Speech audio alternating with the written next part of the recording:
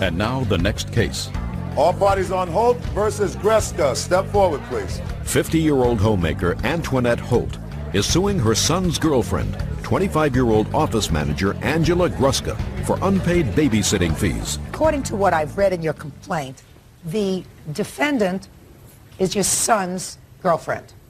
At the time, yes. Are you still together? Yes, ma'am. And sometime last year, the defendant and her daughter, who's how old? She's 6 now. She was 5. Moved into your home where your son was living with his son.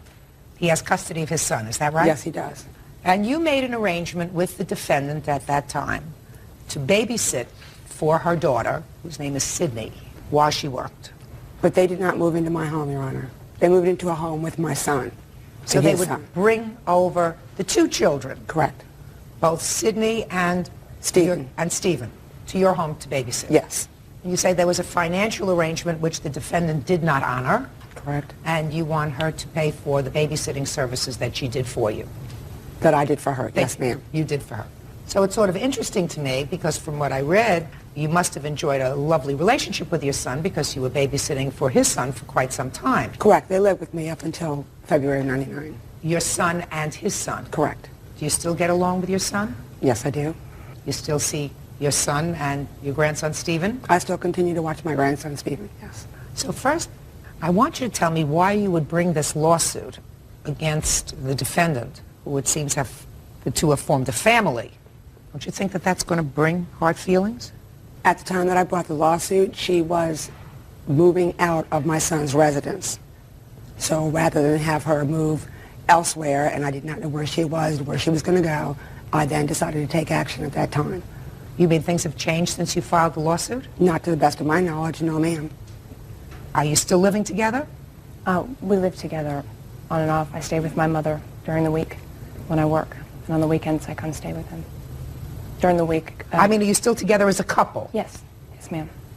You don't think this is going to bring an estrangement? This lawsuit? I wasn't aware that they were together as a couple when I started the lawsuit. Are you aware of it now? In that she said so, yes. Well, why don't you tell me? You still together? Yes. Okay. What was your financial arrangement with the defendant as far as babysitting? They were just moving into a home in February of '99, and since it takes a lot of extra money to move in, told them I would do them a favor. I would continue to watch my grandson at no charge, and that I would watch her daughter for a percentage of the average weekly rate of the daycare facility's charge. So you were watching your grandson, Stephen, at no charge? Correct. And how long did you do this babysitting arrangement for the defendant? Since February of '99 until Sydney went to school in the end of August of '99. 99. Is that correct?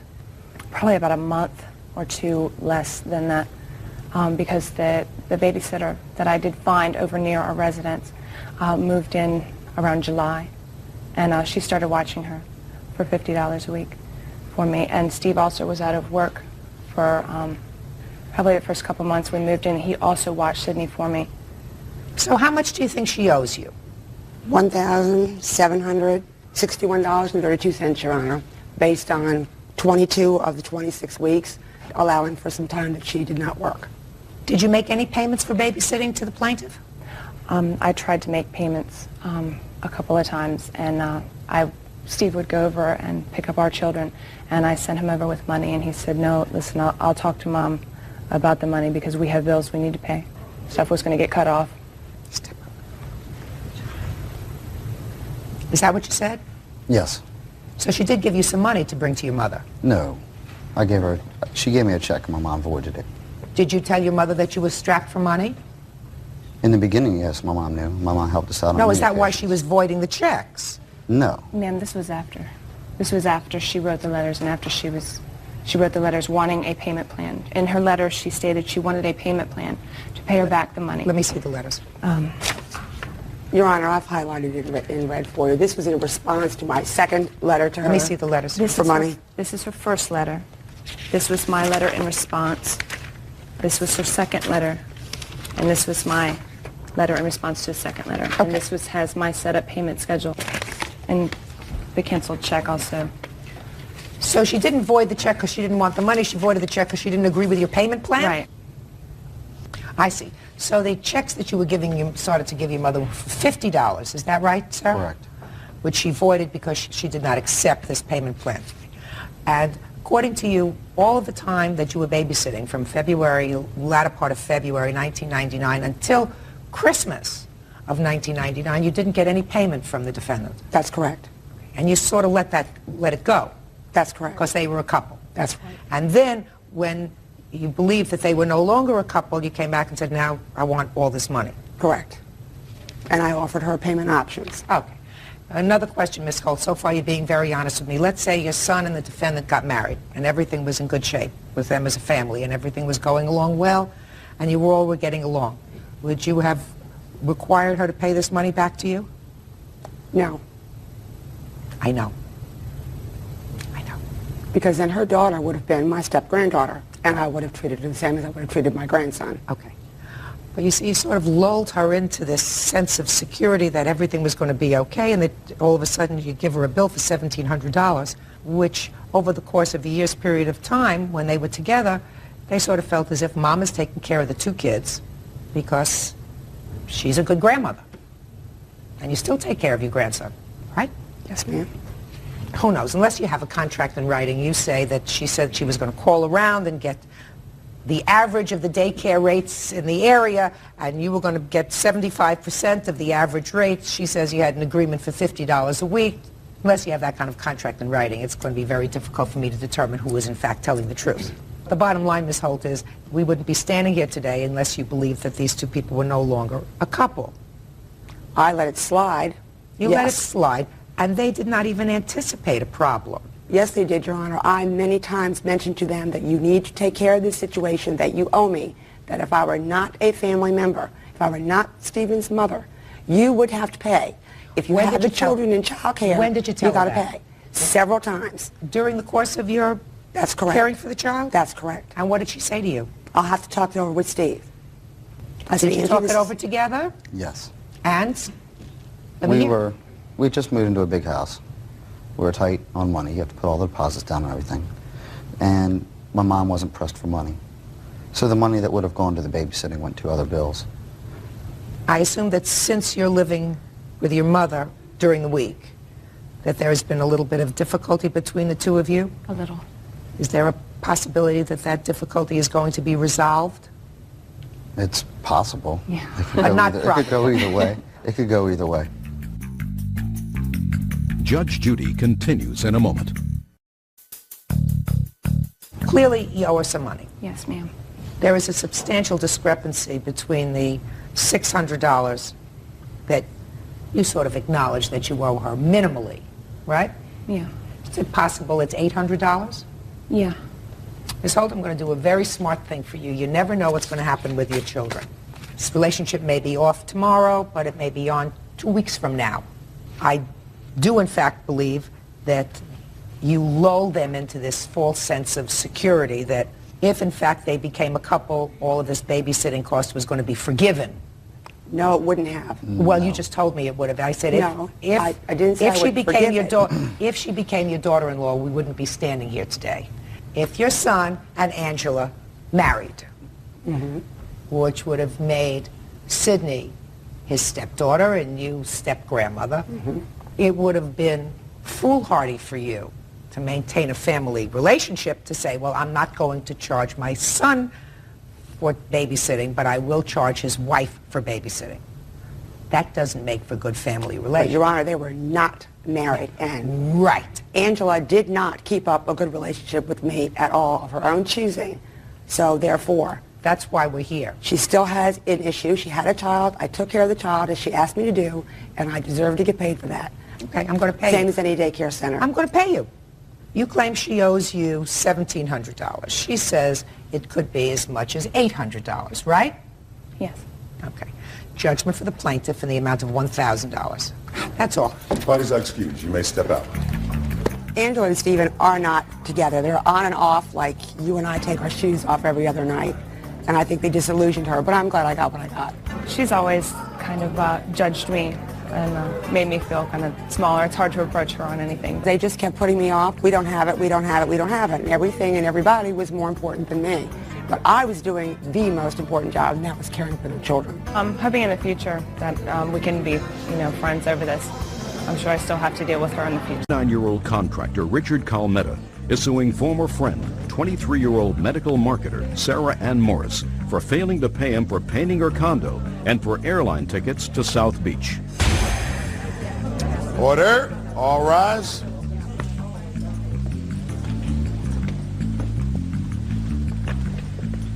Now this is case number 182 on the calendar in the matter of Calmetta versus Morris. Parties have been sworn in, Judge. You may be seated. Folks, have seats, please. Mr. Calmetta, according to your complaint, sir, you met the defendant at Home Depot. Yes, Your Honor. And you just struck up a conversation with the defendant. Yeah, she was standing in front of me in line. And she told you that she was buying stuff to paint her house or to do her house, and you volunteered to help her, but then indicated to her that the cost for doing that would be how much? Well, Your Honor, $1,500? oh, I'm sorry, Your Honor, I don't mean to change. What had happened was I had given her my card because I was sort of attracted to her. I assumed. I read the complaint. It wasn't more or less, I told her she didn't need electrical work. I was an electrical contractor. I do building, I do painting, I do remodeling, but my primary job is an electrical contractor. So I handed her my card, and I did make a comment that sometimes it's easier to hire someone to do the work than try to do it yourself. So? Well, about 3 hours later, I went and finished the job I was on, and I got to the driveway of my home, and I got a phone call on my cell phone. It was her, and she had tried to attempt to paint the condo herself, and she was having a little trouble. Apparently, the paint wasn't sticking to the ceiling, and she was getting blotches. And I sort of told her, I says, well, try to smooth them out. Well, what did she ask you? She said, how? Well, she asked me if I knew someone who could come out, because she knew that my primary trade was electrical, that if I knew a painter, if I could help her out. And I says, well, sure, I do, but it's going to be very difficult to get someone to come out on a drop of a dime. This Friday night, and figured I'd try to make a few phone calls, and nobody was calling me back. You didn't make any phone calls. You decided to go over there yourself. Yeah, I did. Well, I did call one person. I tried to. I called one person. You thought about calling somebody, but you went over yourself. Yes. Mr. Calmetta, let's keep it simple, sir. Yes, simple and honest. Yes. So okay.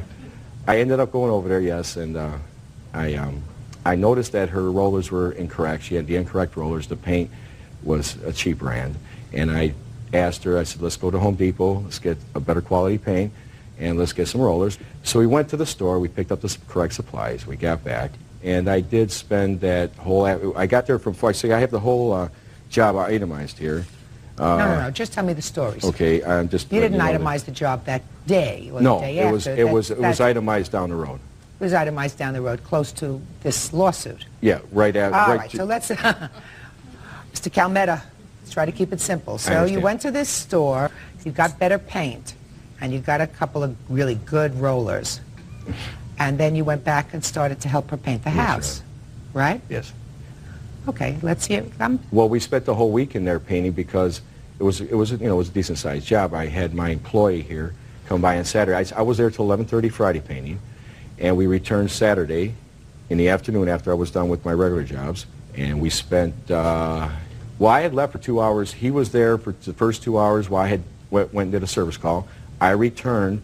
We were there together for about 5 more hours, and I stayed later to try to finish up the job on Saturday. What are you talking about? Shh. Sorry. Go ahead. That was May 6th on a Saturday. And then the last day I was there was Sunday, which was May 7th. And I was only there for 3.5 hours. Okay, so you were there. Did you finish the job? Yeah, we finished the whole job. It was she wanted 2 different colors, so that took a little bit of taping. You finished the job. Yes, ma'am. Yes, Your Honor. And then what happened? Well, there was also, things happened, and we talked about possibly going to South Beach with me. Okay, we were going to Florida. Yes, Your Honor. And I had purchased some tickets for us to go. When did you do that? Actually, it was Monday. I mean, right after the weekend. Yeah. Right after the weekend, you bonded. Yeah. With the good rollers. At least I thought we did. And? And when it got closer to the trip, I'll try to make this short, something happened to her grandmother. How much later was the trip scheduled? Well, it was scheduled to leave on the 19th of May. So within a couple of weeks? Yes. Okay. Did you see each other between that time, between the Monday that you finished the job and the day you were supposed to leave on the trip? Did you go out? Did you date? Did you go to dinner? Anything? Well, we were both quite busy. So the answer is no? No. Okay. And? And like I said, 3 days before the flight, she had called and said that her... Well, I tried to get in hold of her. She's kind of mad. Called her work. She didn't like the fact that I called her at work. I didn't think it was that big of a deal. She was at her grandmother's house for a couple days. Apparently she was sick and she couldn't make the trip, and she ended up canceling on me, which in a way I did go on the trip by myself. I have the tickets, you know, that I purchased for her, which I'm not too concerned with about the trip, to be honest with you. Even though I put it on the sheet, I wasn't really going to try to make a deal out of it, you know, because I did go on a trip and I had a great time. The day I got there, I met a beautiful young lady and had a great time in South Beach, and I was kind of glad I went. So it turned out real well. So more or less, it's the trip's not that big of a concern. It's just more or less the work that I did. So you are withdrawing your claim for the plane ticket? Yeah, it doesn't matter. So far, that's a good idea because I didn't hear anything about, well, I'll pay half. Yeah, exactly. So I figured that much. So Perfect. All right. Now, with regard to the painting, I also didn't hear anything, Mr. Calmetta, about how much she was going to pay you or your helper. I was going to tell you that. I don't know how you can figure as far as the Friday, because we didn't discuss the rates till about the middle of the job on Friday. She goes, well, what do you charge? She asked you what your fees were. That doesn't necessarily mean that she was agreeing to pay your fees. But well, she asked how much... When they asked me what my fees are, I'm not there to do this for free. I wasn't there to paint the place for free. I more or less made it clear that $75 to come out, and it's $50 per man per hour. Those are my daytime rates. Anything after 5 o'clock, like I said, I have it all itemized, it's double time after 5. Saturday, it's time and a half, and Sunday, it's double time. And I did make it clear to her, I even said it'll probably run about $1,500. Okay. And so, now, but it did come a little bit more than that. Now, when you told her it was going to run her $1,500, what did she say to you? She had no problem with that. No, what did she say? Hi. She said okay. She had no problem with Okay, it. now, Miss Morris. Yes. Let's hear from you. And we don't have to concentrate on the trip, because the trip he's withdrawing because... I understand that. He had a great time there with somebody else. Judge Judy continues in a moment. He already had the tickets bought, Your Honor. He came to my house with somebody else's name on the ticket saying I was supposed to take her, but instead I chose you. Is that true?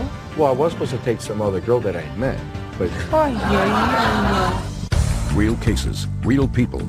Judge Judy. Richard Calmetta says former friend Sarah Ann Morris owes him for painting her condo and for airline tickets to South Beach. Now, Miss Morris. Yes. Let's hear about the painting. You hooked up at Your Home Honor. Depot. I assume all of that is correct, that you met there, that you called him to come over and take a look and see if he could help you, that you did, in fact, go back and buy different paints, different rollers, etc. He came back to your house and started working. So far, is that all correct? To a point. He gave the wrong dates. It's April 28th. Who and 29th. cares? My family was supposed to help me, and they canceled on me. So I was desperate to a point that I needed to get it done. I'm just a go-getter. Once I say I'm going to do something, I like to accomplish it. Okay, so you called him. Yes, I did. You didn't expect him to do it for nothing, did you? No, I didn't. But he, you just, because you just met the man at Home Depot. Right, I expected to pay him. No, yes, I did, Your Oh, Honor. so how much did you pay him? I offered him Saturday $200. He refused to take it because he began liking me. Well, ma'am, I know. I do a service call. He wouldn't take the money because he knew I'm a young lady. I just got started on my own, and he didn't want to take from me. He makes his own money. He doesn't need $200. Well, this man didn't like you. You were the helper? Yeah, Right? he's my employee. Just a second. He was the employee. He was there painting with him. He wasn't crazy about you. What, did you think he was just coming along because he had nothing to do for the weekend? No, Your Honor, I wasn't. Well, what did you pay him? I didn't pay them anything because he told me he didn't want anything. What about him? He was just He his works at the follower. right place. He spoke for both of them. Miss Morris, Yes, pay careful attention, madam. will do. You called him because you needed somebody to paint for you, I told him I... Yes, and you expected to have that done at a fee. right. I assume you were helping. Yes, it was. Okay. She was helping. Yes, you. And that isn't the usual standard fare. I mean, I've had my apartment painted, and I don't remember being right in there in the thick of things with a paintbrush when somebody's painting my apartment. Like, if you went to do an electrical job, sir, you wouldn't say to the person whose house you were in, come over here and hold these wires because you're going to hold the wires while I hang the fixture. You come, they leave, and so this was a little different. Because we were on time and material. No, no, no, no, no. Yes. It was a little different. Well, we were on T&M, though. I did discuss as far as, she was trying to save some time on Calmetta, the job. Well, it was a little different. Yes, it was. And it was a little different, compounded by the fact that the day after you completed the job, you made an investment in plane tickets to take her to South Beach. How many times have you done that when you did your electrical work? Right? Yes, you're All right. right, so it's a little bit different. You see, my problem, Miss Morris, is that you can't be a total taker. I mean, if he's smitten with you and he wants to invest a weekend helping you paint your condo, that's fine. I agree. But this man deserves to be paid, especially when it certainly appeared that after the painting was done, you had nothing to do with him, even after he bought the tickets and then bailed out. Right? Correct. But Right.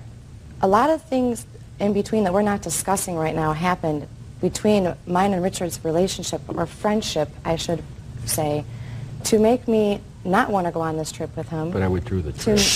I understand. So drop that. Just a second. That may be. Don't you understand I do. that a man who is smitten with a woman, whether he's good, whether he's bad, whether he's got quirks, whether he dresses up in odd clothes in the evening, it doesn't make any difference. You know, he feels as if he had made an investment because you led him on over the weekend. You led him on sufficiently for him to plan a trip with you that you initially said you would go on. Initially. What are you shaking your head no? You mean you didn't initially say that you would go with him? Not really. I was too good to be true. I didn't believe it. Just a second. Don't tell me too good to be true. You initially said that you would go with him. He didn't go buy tickets to South He already Beach. had the tickets bought, Your Honor. He came to my house with the tickets a week before we were supposed to go with somebody else's name on the ticket saying, I was supposed to take her, but instead I chose you. Is that true? Show her the tickets. Is that true? Well, I was supposed to take somebody else on a different date, on a different flight, some other girl that I had met. But, but it has nothing to do with... Would you step up here, sir? Your Honor, it has nothing to do with her, though. I mean... Yeah, please. It has enough to do that you put it in your complaint, sir. Tell me your last name. Szynski? Mr. Szynski, you work with or for the plaintiff? Yeah. How many hours did you spend approximately at It the was defendant's house? Saturday from 4 to about 11 o'clock. Just on Saturday? Yep. Okay. Let me see your job estimate that you made up right before court.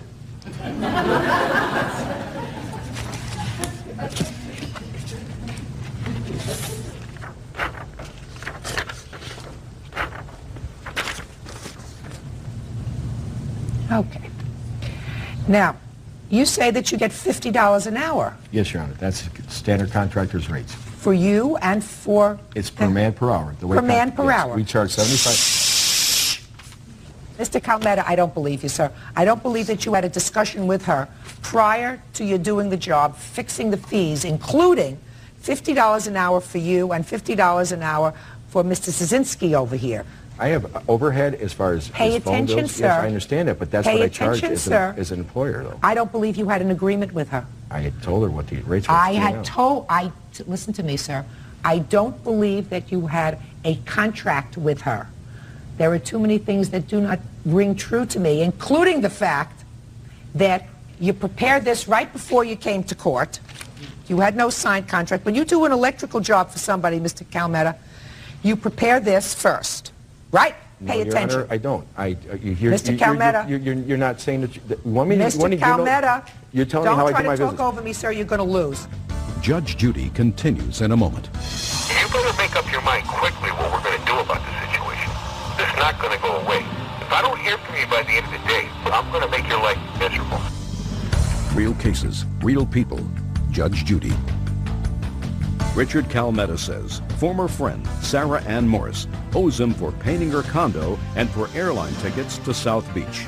Mr. Calmetta, if you are an electrical contractor or a building contractor, and I have dealt with both. I understand, but... When you do a job, you outline what the job is. Cost of hours, cost of paint and materials, cost of electrical supplies. You sign it, and they sign it. That's on a bid. This was not a bid. That is not a bid, sir. I have never dealt with anybody on a big job for $1,500 or $2,000 where we didn't have a contract, even a painter. The painter writes down what color they're going to paint the foyer, what color they're going to paint the living room, what kind of paint they're going to use.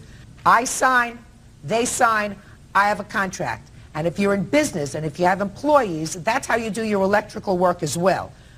And if you don't do it, then you're not a very good businessman.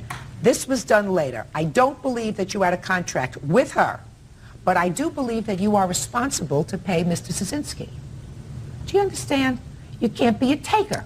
I don't want to be a taker. Good. So how much do you think it was worth for you to have your condo painted over the weekend at the drop of a dime? You tell me how much you anticipated paying somebody else.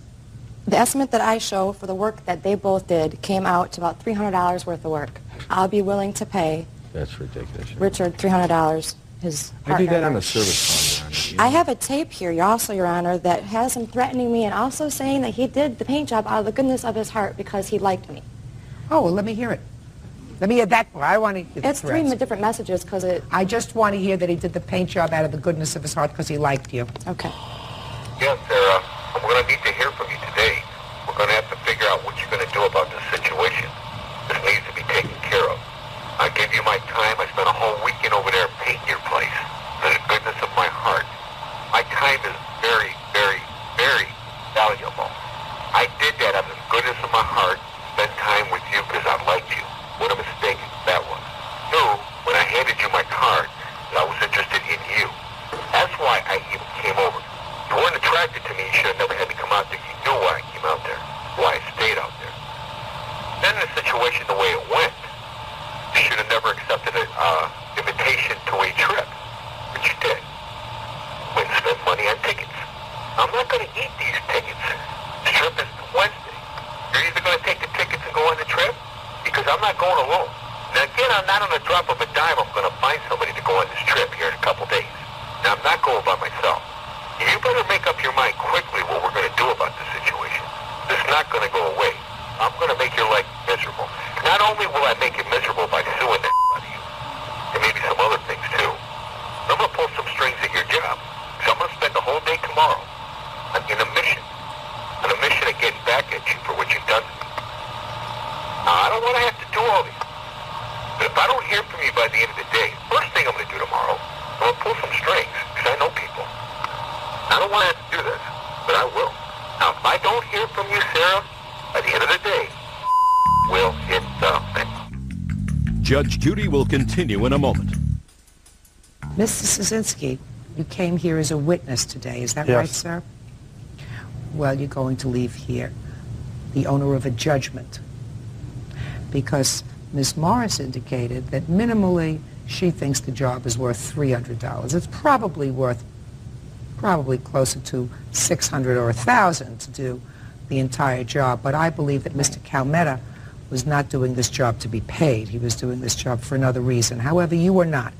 The court will enter a judgment, but the judgment will be paid, Ms. Morris, to Mr. Szynski in the amount of $300. Your claim, Mr. Calmetta, is dismissed. That's all. Parties are excused. You may step out. Judge Judy will continue in a moment. You're right. I didn't know that I'd end up with the money. I'm glad that his coworker got paid the extra $300. I think he was well deserved of it. There's no way somebody's going to paint that much of a condo, two different colors, two coats, for $300, $600. It was a really stressful situation, something I don't ever want to go through again. While we were painting, she hit on me. No, that's incorrect. I was never gave him he was reading more into anything than he wanted to believe we were, and we weren't. And I wasn't trying to give off any missed signals on that whatsoever. She kept telling me how sexy I looked while I was painting, and then I put the roller down, I turned and she hugged me, started kissing me. Next thing I know, she never let me leave the condominium. So I spent the weekend with her. He didn't really stay the weekend with me, but he was over there majority of the weekend. That evidence should never have been brought into this courtroom. He keeps calling and harassing her. Prove that that's my voice, that's my tape, that, you know, that was me on that tape. She had to get a restraining order on him. Everything I said on there was true. You know, nothing's for free. Everything's for something. And be careful out there. It's a dangerous world. 38-year-old Shirley Lyons claims former friend, 42-year-old Cheryl Washington, stole her wedding ring. Order. All rise.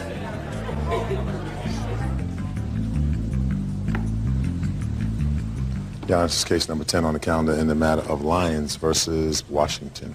Parties have been sworn in, Judge. You may be seated. Young man, have a seat, please. Mr. Lyons, you're really not involved in this case, so I'm going to ask you to sit down, sir. Mrs. Lyons, from what I read, you two ladies met while you were both patients in a hospital and became friends. And after you were both released from the hospital, you continued to see each other. And on one day, the defendant came to your home.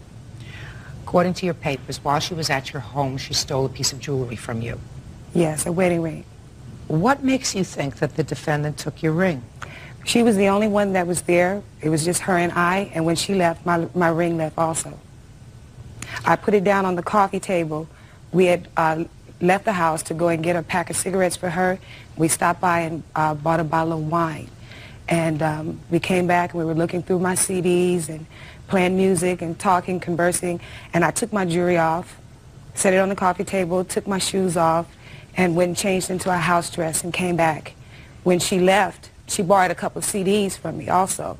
She said she was going to be bringing me my CDs back that weekend, which she didn't do.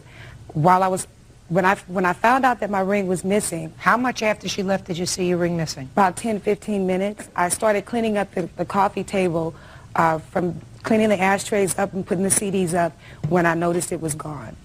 Why would you take your wedding ring off? Because I was at home. I know, but most people I don't wear my wedding ring around the house. I don't wear any jewelry when I'm at home.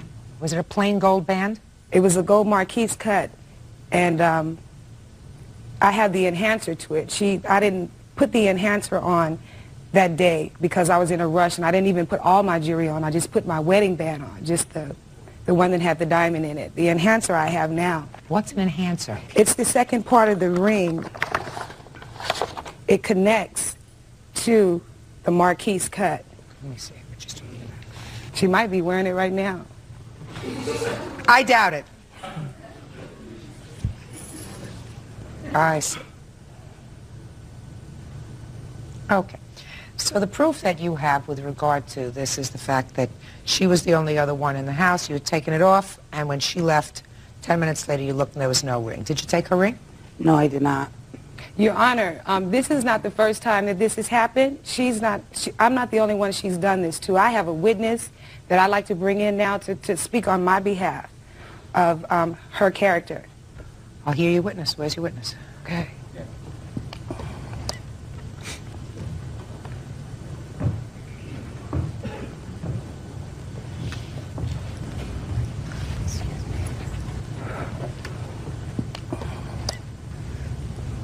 Yes, can you tell me your name, please? Lisa Williams.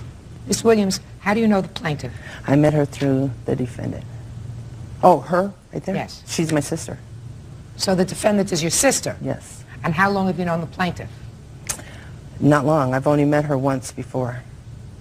Well, what information do you have with regard to this ring? That my sister does have a habit of taking things that don't belong to her, and I'm sure that she has a ring on her finger right now today that she took from me, as well as a leather coat. What kind of ring did she take from you?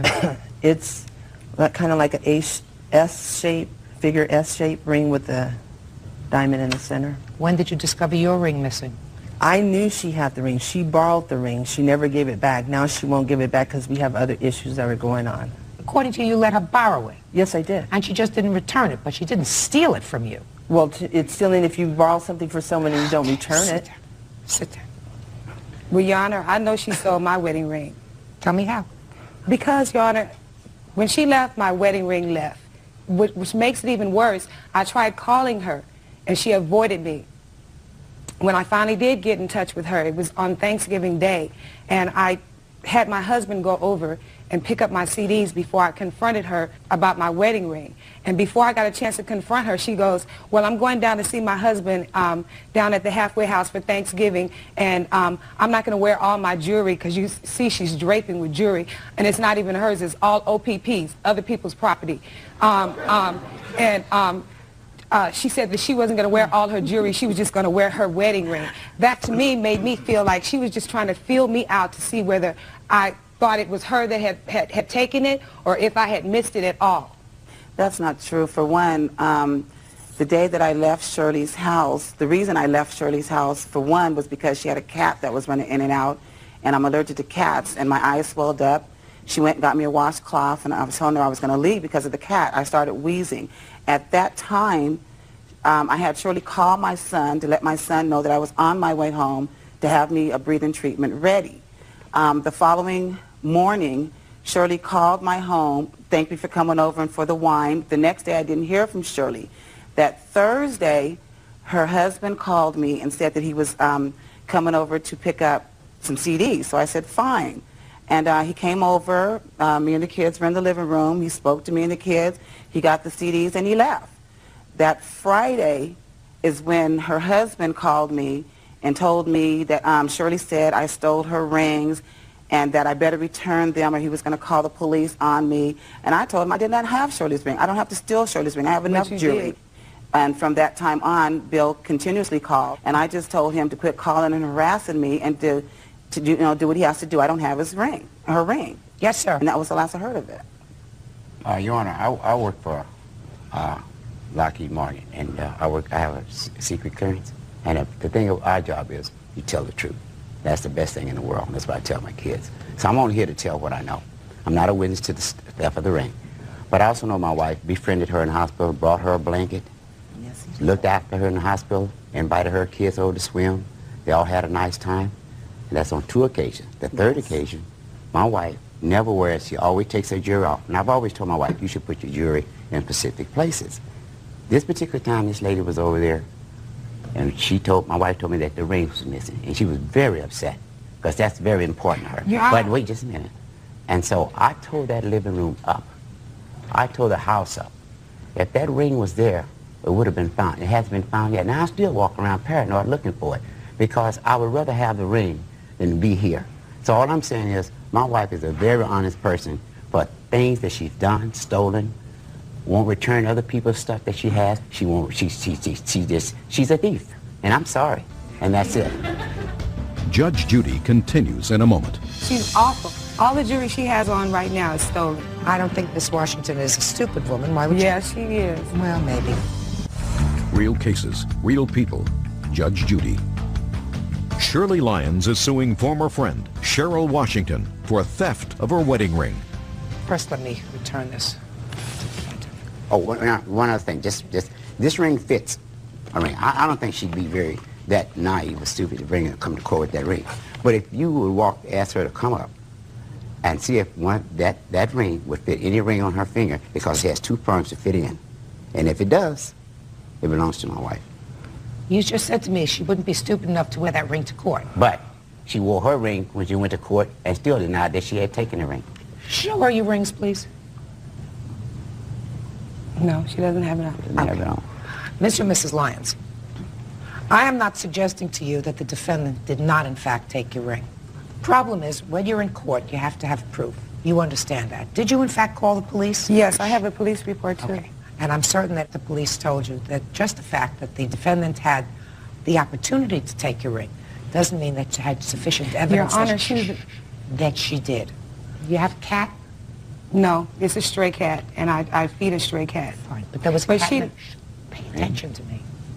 There was a cat that kept running in and out of the house? Yeah, the cat came in once. I put the cat out. It did mess up her eyes.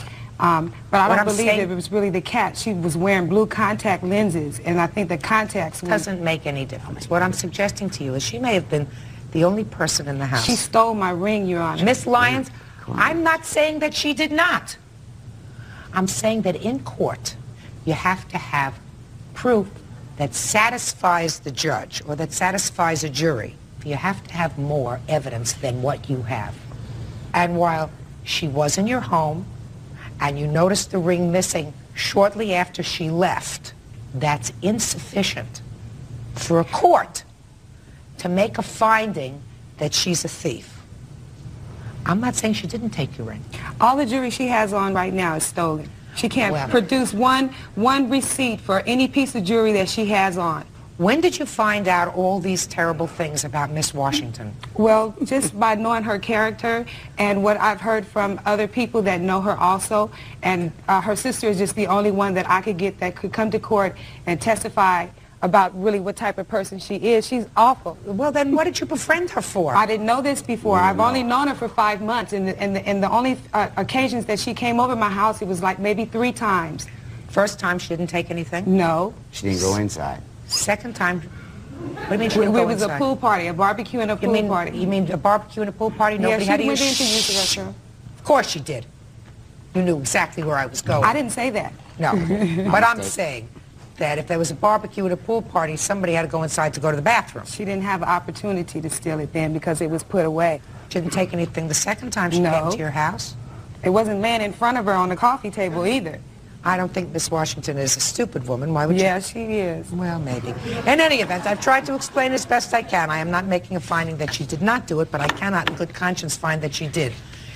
Case is dismissed. That's Thank you. Parties are excused. You may step out. I didn't take her ring. And as far as my sister's concerned, that's another whole story, and we'll deal with that some other time. She's my sister and I love her, but I don't like her. We don't get along because she does steal. She can be friends with my sister. She's a horrible person. She might have got away with this, but Somebody gonna get her. she's not going to live with this. She doesn't have a conscience because she steals everybody's jewelry that she goes into their home. And it's terrible.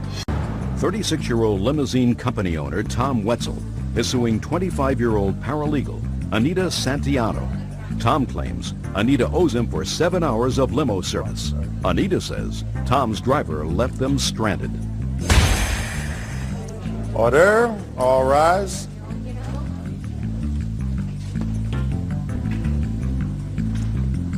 This is case number 105 on the calendar in the matter of Wetzel versus Santiano. Parties have been sworn in, Judge. You may be seated. Folks, have seats. Mr. Wetzel, you own a limousine? Yes, ma'am.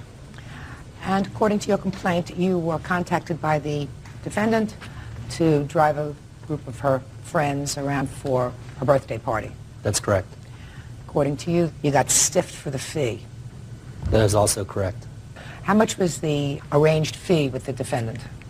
The amount was for a flat rate of $500 for the evening, for the time that the car was reserved for. And how many hours are you supposed to be working?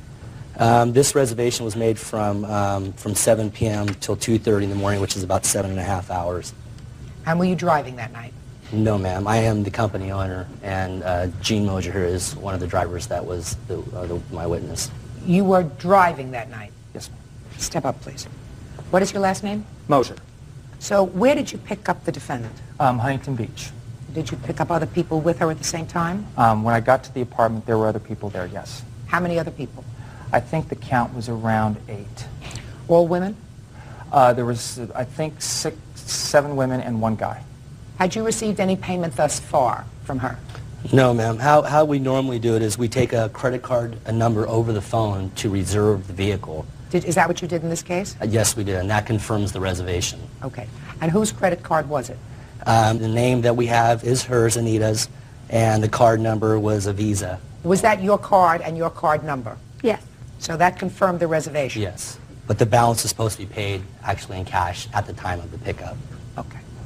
And what happened when you picked her up with regard to payment? Well, when I... 7 women and 1 guy. Okay. When I picked her up, I went up to her apartment, met Anita, met her friends, seemed very nice, and regarding payment, she told me that her boyfriend was going to pay for it on his credit card. And what did you say? I said that would be fine. Did you get the credit card? No, I did not. Why not? Because how it was supposed to work out, I was supposed to pick it up at her boyfriend's work and get it from him. Was that the first stop or the second stop? This was the 3rd stop. So what was your first stop? My first stop was at a friend of hers, a friend to pick her up. So now there are 9 passengers. Correct. Second stop. The second stop was at a restaurant, which was Gordon and Biersch. And what happened there? At that point, I dropped the clients off, and I was going to her boyfriend's work to get his credit card number. What time did you drop them off? I dropped them off at around 8 o'clock. When were you supposed to pick them up? I was just going to get his credit card number and then come back to the restaurant and wait. So did you go to the boyfriend's restaurant? Yes, I did. And is boyfriend here?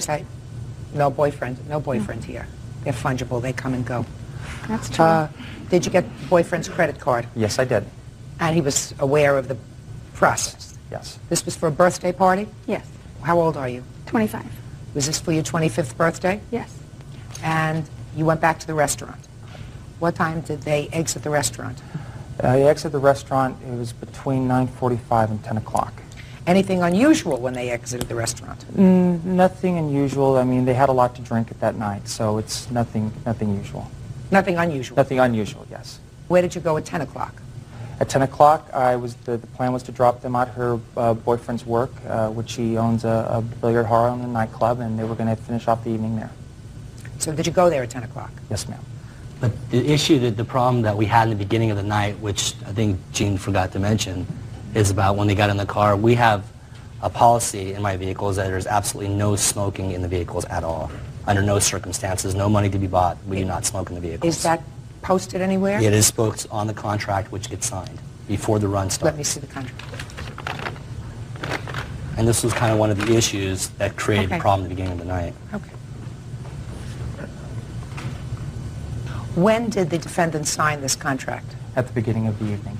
Was that in her apartment or downstairs? In her apartment. Okay. So there was a problem with smoking in the vehicle. When did that start? That started right after I picked her up at her apartment. They lit up a cigarette once. And at that point, I turned off the vehicle and asked them nicely not to smoke. And did you have any further problem with that? Yes, I did. When? About 10 minutes after I told them not to, I looked back there and I noticed a pipe, a girl that was pulling out of her purse. And right before she started to light it, I told her, please don't smoke. At that point, I thought it was a good time to pull the client aside. So when we got to her friend's house, I got everybody in the car and asked Anita if I could talk to her. And I basically said, Anita, please do not smoke. And what did she say to you? She said, fine, Gino, I'll take care of it. And was there any further problem? Not until the end of the evening. Okay, well, let's go back to dropping them all off at the boyfriend's billiard parlor. Okay. Yeah, like I said, I dropped them off there, and I waited, and they were having a good time. And about 12, I think it was 12:30, 1 o'clock, I'm not real sure, Anita came out and asked me, she said, Gino, could you do me a favor and take 4 of my friends home and then come back and pick us up? I said, no problem, I'll do that. At that point, as I get them in the car and we're driving along, once again, someone is lighting a cigarette in my car. So once again, I tell them, please do not smoke. And from that point on, I got to Huntington Beach, opened up the car door, and found someone got sick in my car. You threw up? Threw up in my car, yes. At that point, what I was thinking from there, that the run needed to be terminated, okay, because it just seems like they weren't doing what I was saying at all. So my game plan from there was to go leave Huntington Beach, go to... You dropped off the 4 girls? Yes, I did. Yes, ma'am. Go ahead. Okay. From there, I went to the Plush Pocket, and my first thing to get Anita and get her boyfriend, pull them aside and let them know what has happened. So what time did you get back there? I got back there at about 1:40, 1:35. Mm-hmm. Pulled Anita aside and her boyfriend, told her that we had a problem. From there, showed her what happened, told her that the gal smoked one more time, and I was not going to take them any further. At that point, she was very upset, had a lot of obscenities to say. She was very angry and said, forget it, we'll take a cab, we'll take you to court, that's it. What about the comment she made?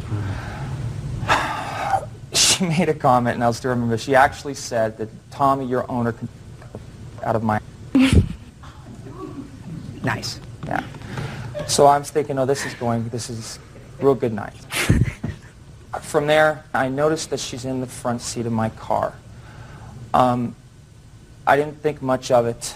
I thought she was looking for her purse. Got everything out. Driving down the freeway, and I'm almost back to the garage, and I noticed that my credit card slip is gone. Judge Judy continues in a moment. We've been drinking freely all night. If you've got a bunch of drunken girls who are vomiting all over his car, I would take a bunch of drunken sots 5 minutes. And later today, According to what I've read, you were all out drinking. You were all slobbering together in the car. Everybody drinking and everybody pretty drunk. Fair statement? It's fair. real cases, real people. Judge Judy. Limousine company owner Tom Wetzel and his driver Gene Mosier say Anita Santiano and her friends were out of control during a limo ride. Okay, let's hear you. Okay, I made the reservation with Tom here, and when I made the reservation, I told him that my boyfriend at the time is the one that was buying me this limo for my birthday. So I didn't think I was responsible for payment at all. When Gino got to my house and picked us up, he asked me to sign this, and I did not read it. I thought it was just to confirm that I was being picked up and everything. That's your problem. So, right.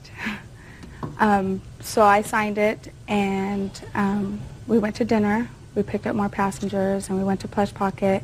He did get the imprint of his credit card number, so everything was fine at that point.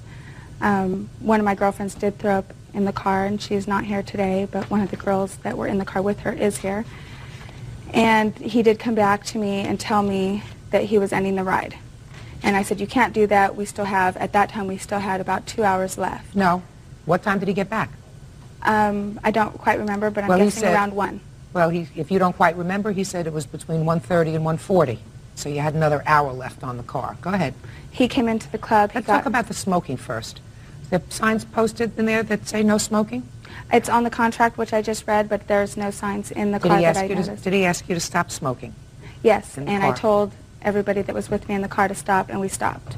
You mean nobody's picked up a cigarette or a pipe to light again? No, after the first time he told us, yes, someone did try and light something else, and he told me, and that's when he pulled me aside and he told me no smoking, and I said, okay, I took care of it. I told all the girls, no smoking, you know, this is my car, don't do this. So everybody obliged, and they did not. Except the 4 that he took back. Right. Who were pretty drunk at that time, according to you. Right. According to you, everybody was pretty drunk. Yes. So he comes back, he drops off your friends. So I was not in the car when they were smoking, otherwise they wouldn't have done that. Well, you're responsible. Right. So he came back, and he came into the club, and he got me and my boyfriend, and Gino took me out to show me the car. There was a little vomit, maybe about that big, on the leather seat, which could have just wiped off with a towel. I'm not saying that it was okay for that to happen. So did you go and get a towel and wipe it off? No, I did not get back in the car at all. Well, who'd you expect to clean that up? I told him I was willing to pay the $350 to clean up, which says in the contract, which is $350 for the cleanup. And I said I'd be more than happy to pay that. I just want to ride home because I'm with a lot of my girlfriends and we've been drinking freely all night, knowing that we had to ride home. Right. And we're a half hour from home. Yes. And he refused to drive us home at that point. He did not offer us a ride. Did you say what he said you said to him? I don't recall. Because you were drunk. Because you were drunk. Yes. Oh. It was my birthday. Anita. Turned 25. You expect him to be out this money? Did you go into the front seat of the car and pick up the slip? Actually, that was not me. That was my boyfriend. Is he still your boyfriend? No. You're stuck. You signed the contract, Anita. You're the client. That's what it says. He left us girls stranded. Who cares? So therefore, he did not fulfill his side of the contract. No. His contract. He doesn't have to. He doesn't have to continue if there are unforeseen circumstances. If you've got a bunch of drunken girls who are vomiting all over his car, who don't know at your age how to comport themselves as young women, he doesn't have to continue a run and jeopardize both himself and the people in the car and the people in the car. Does it say that in the contract? He told me at the time he was ending the run, he says it states in the contract. I asked you if you recall using the language that he attributes to you that evening, and you said to me, I don't remember. Honestly, I don't remember. Because you were too drunk. Yes. I wouldn't take a bunch of drunken sots 5 minutes. You owe him the money. All the money. $850. Judgment for the plaintiff. That's all. Thank you, Your Honor. Parties are excused. You may step out. He did not drive us home, and he left us all stranded looking for a ride home. Judge Judy, obviously, great decision. We're happy with it. I think it's ridiculous. 35-year-old administrator Ollie Hunter is suing 40-year-old customer service rep Tawana Mosley. Ollie says Tawana's son, 11-year-old Devon Miller, broke her daughter's foot. Order. All rise. Yeah, this is case number 214 on the calendar, the matter of Hunter versus Mosley. Parties have been sworn in, Judge. You may be seated. Young folks, have a seat, please. The mothers were not at this birthday party, is that right? That's correct. But from what I read, and I will speak to the children who were involved, you are suing Miss Mosley because, according to your complaint, the actions of her son caused your daughter to break her foot. That's correct. And you are suing her for $5,000 for sordid medical bills and, I assume, some part of that for pain and suffering. Is that right? Correct. Well, I have to figure out what happened. So I'd like the two of you to have a seat, please, while I speak to the children.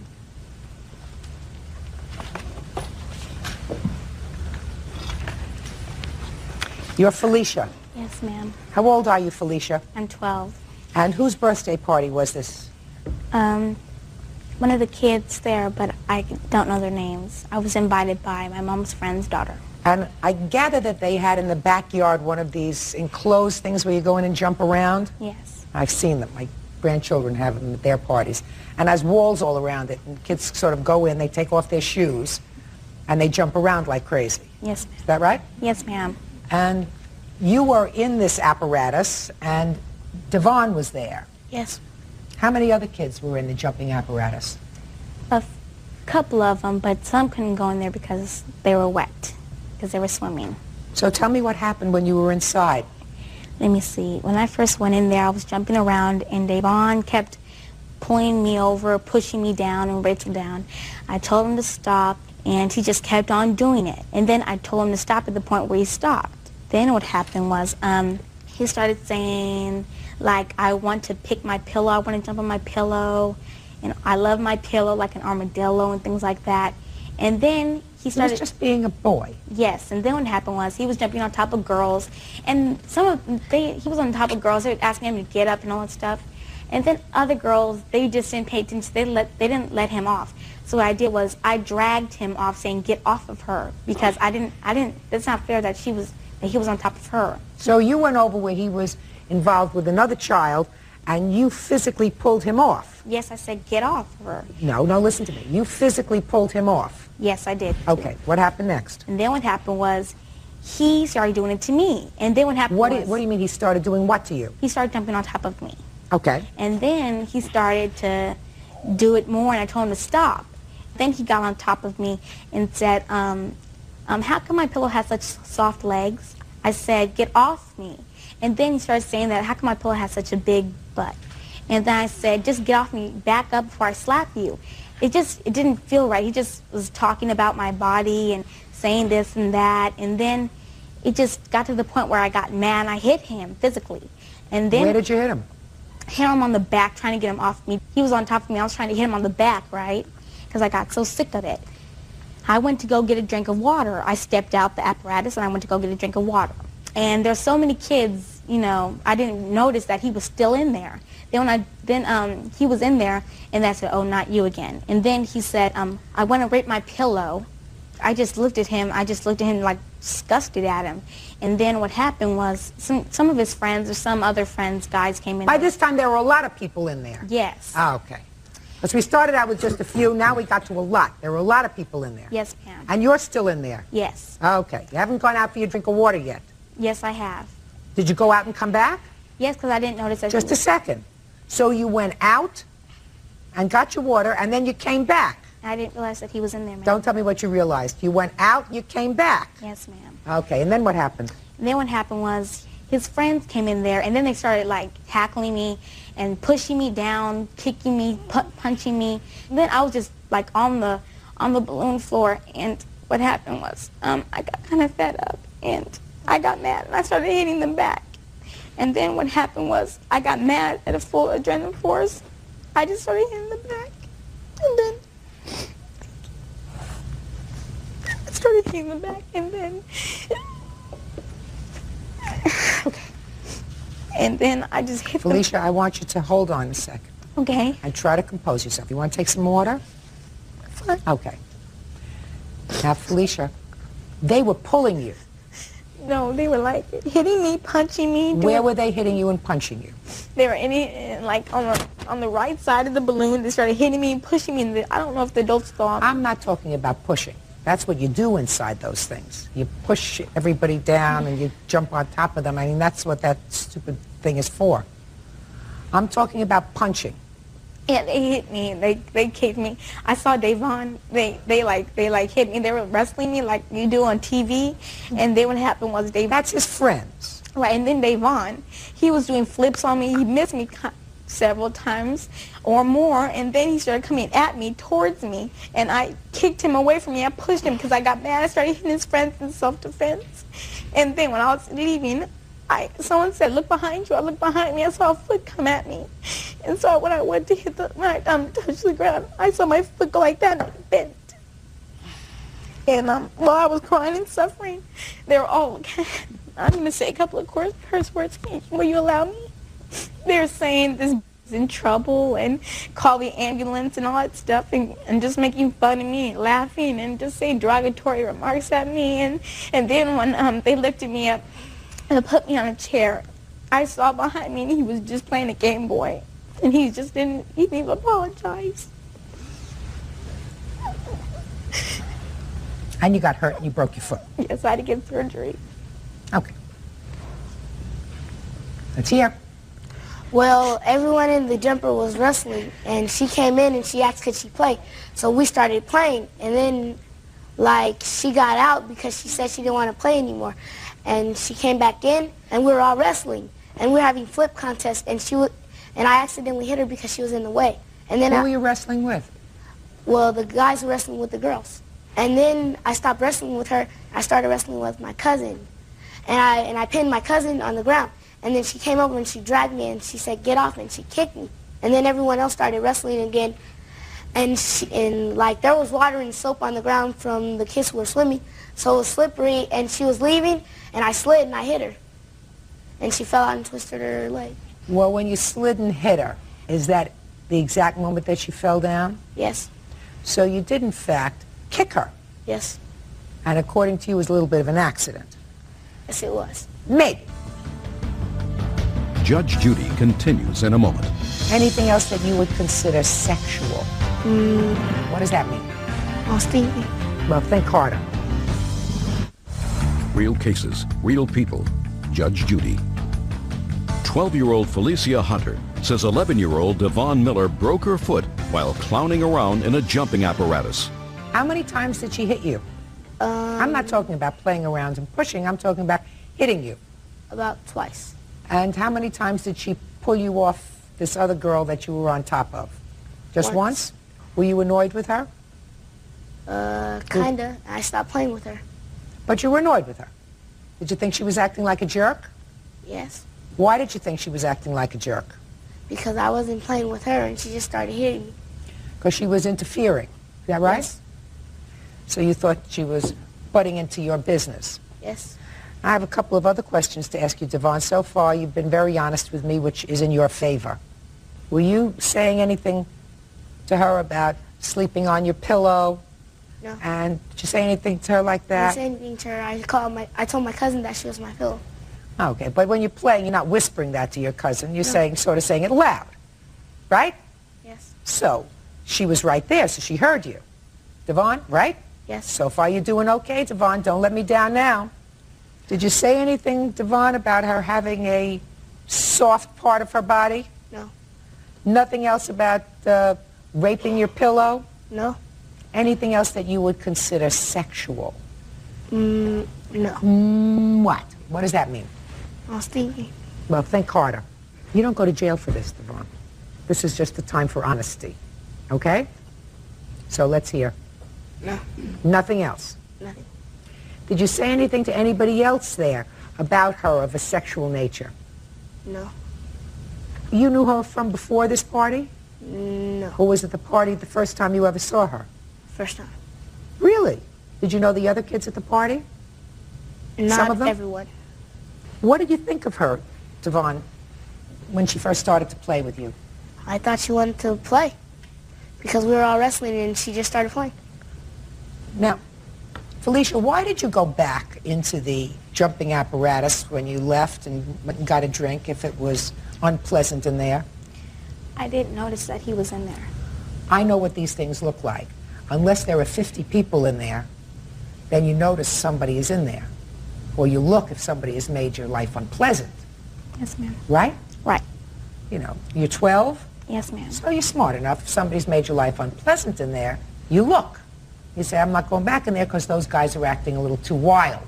Because they were all acting a little wild. That wasn't my fault. Right. Okay, now I'll see the moms.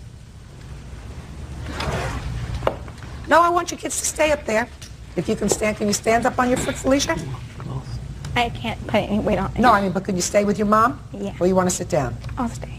Okay. All right, so you got to the party, took her, she was x-rayed, foot is broken. This happened late August, is that right? Right. And you have substantial medical bills? Yes. Okay. Do you have health insurance? Yes. What were your unreimbursed medical bills? Well, to date, Your Honor, our medical expenses are approximately $9,157.92. And I don't know if that is the extent of that. $9,000 if you have medical insurance is not going to be your bill. Well, Ms. yeah, Hunter. that is the total. That's the total amount of bills that have come into the It's not what I'm talking about, Ms. Okay. Hunter. 20. Okay, You I have insurance. That's correct. And you are going to use your insurance because that's what insurance is for. That's correct. What kind of plan do you have? 20% of the contracted fees. Mm-hmm. Plus a $250 deductible. Okay, let me see that, please. Which, what, the bills? I want to see the bills in your Okay. contract where it says that you're responsible for 20%. Okay. Here are the bills. And this is a summary of our medical plan, and this is the plan that I'm under. I circled it.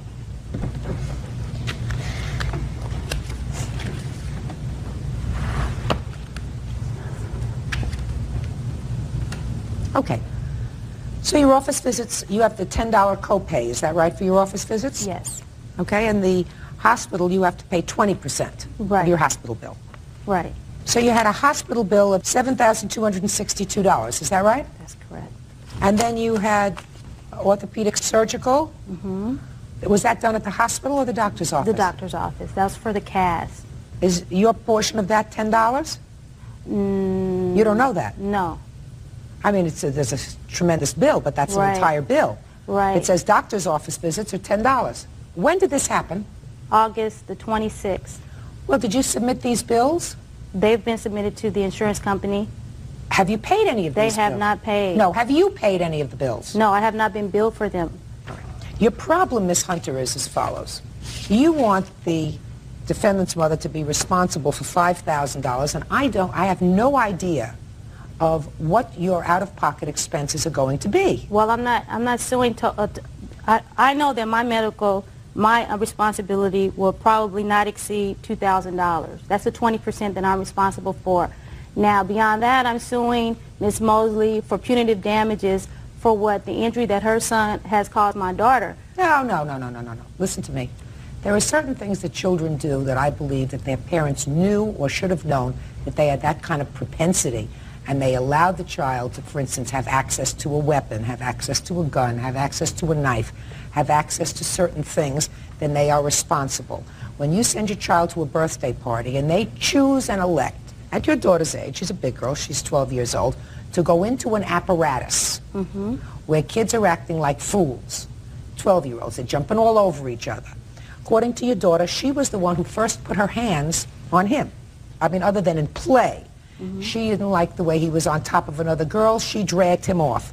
She slapped him at one point. Now I'm absolutely certain that Devon, although he did a very stupid thing, didn't mean for your daughter to break her foot. Judge Judy continues in a moment. He put his hands on me and on my legs, and then he pushed towards me. That's and I what fell. kids do in that thing. You stayed there for a long time. Real cases, real people. Judge Judy. Felicia Hunter says she was harassed and assaulted by 11-year-old Devon Miller. She claims it resulted in a broken foot. Now, Felicia. Your Honor, I have something to say. What? Beginning when I first entered, he put his hands on me and on my legs, and then he pushed towards me. That's and I fell. what kids do in that thing, Felicia. That's what you get in there for. You stayed there for a long time. If you went in there and the kids were jumping around and pulling you down, at your age, you say, I don't like this kind of game. I'm going to go out and find something else to do at this birthday party if you didn't like that game. You know that. We're not playing pin the tail on a donkey here. You know, that's a nice quiet game that kids used to play. They don't play that anymore. Now they rent these big apparatus and kids go in there and they act like fools, but you're 12 years old. If it was getting too rough, you get yourself out of there. I'm not blaming you for breaking your foot, but I certainly don't believe that he intended to cause you to break your foot, or more importantly, that his mother had any notice or any knowledge that he was going to do something that day to injure somebody, and nor did she provide him with the apparatus to do it. You understand?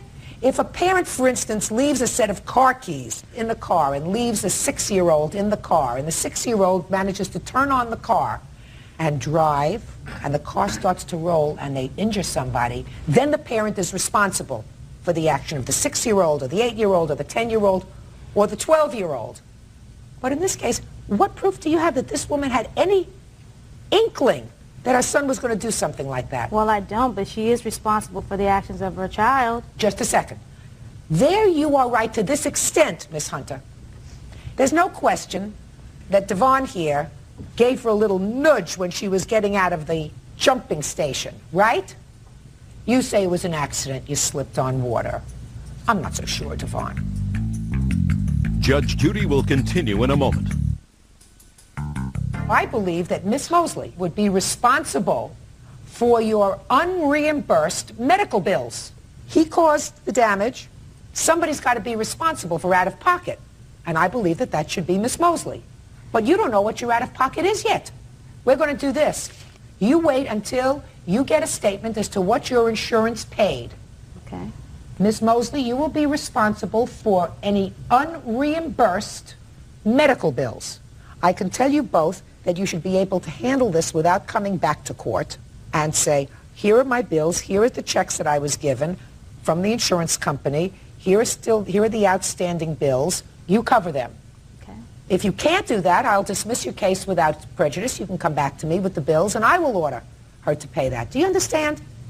So let's be perfectly clear. You're suing for $5,000. There is no way that I am going to award you punitive damages against Miss Mosley because there is no indication that she knew her son would be involved with that kind of physical activity on that day. Okay. I do, however, believe, as I indicated, that between the two of you, you should not have any out-of-pocket expenses. Okay. Your daughter wasn't too smart. She's not blameless in this thing. She stayed there. She participated in the frivolity, right? Yes. She did put her hands on him. Yes. So I don't believe that either one of these two kids entered that arena that day intending that she end up with a broken foot and all that surgery that was required to make her whole again. Okay. So do you want me to enter an order that, Miss Mosley, you will be responsible for any unreimbursed medical bills as they are presented to you? Yes. Good. That's all. We'll prepare an order that the defendant shall be responsible for any unreimbursed medical claims arising out of this incident of August of 2000. Fine. Thank you. Thank you, Your Honor. Parties are Thank you. excused. You may step out. Judge Judy will continue in a moment. I think Judge Judy was absolutely fair, and I'm glad this is resolved. Well, I'm happy with her decision. I don't feel that I should have been responsible for the total hospital bill, but the deductibles are okay since it was an accident and he was responsible.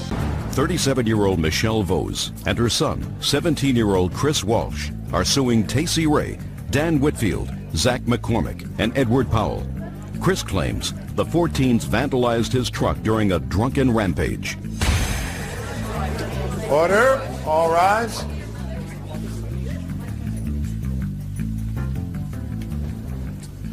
Now, this is case number 233 on the calendar in the matter of Vose versus Ray, Whitfield, McCormack, and Powell. Parties have been sworn in, Judge. You may be seated. Who's Powell? Me. Stand over there.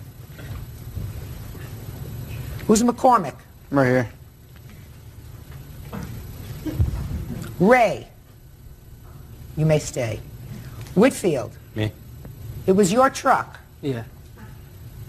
Yes. You didn't see what happened to it. You just saw the aftermath. Yes. And you didn't witness what happened to it, Mrs. Voss. Is that correct? That's correct. I only heard it. It is your claim, however, that these 4 young people, while in a state of drunken intoxication, decided to use your son's truck for baseball practice, whatever, totally destroying it. There was one other person allegedly involved who, according to your complaint, has in fact made some restitution to you for the damage. That's Is that right? correct. How much did you receive from this Russell person? $240. And what was the full extent of the damage to the truck? $1,199.45. Okay. So let's start out. You are in your home. It's the 24th of April. It's in the evening. Correct. And what did you hear? I was sleeping and I was awakened to a bunch of just noise. At the time, I thought it was garbage cans or street signs, people banging on it. Got up, went into the kitchen, and kind of went outside on the front porch. At that time, I saw some children. It was dark. I couldn't identify them. Further down the street at what I thought was knocking over a garbage can. I saw 3 children at that time pass by, 2 on one bicycle and 1 running behind. When you say children, you mean little children? No, I'm sorry. Teenage children. Male or female? I could not identify them. Go ahead. I went out to retrieve the garbage can. When I got to the bottom of the steps, that's when I heard somebody yell to kick the truck. So knowing my son's truck was parked down the street, I went into the street. And it's that time I saw my son's truck out of the assigned parking spot, actually pushed out and turned in the street so that I can see it at the end of the road. And there was just banging on it. I couldn't tell how many were around it because it was sideways in front of me. I don't know who was behind it, but I could hear that same noise that woke me up. So I yelled at them to get away from the truck, and they fled. How many people did you see fleeing?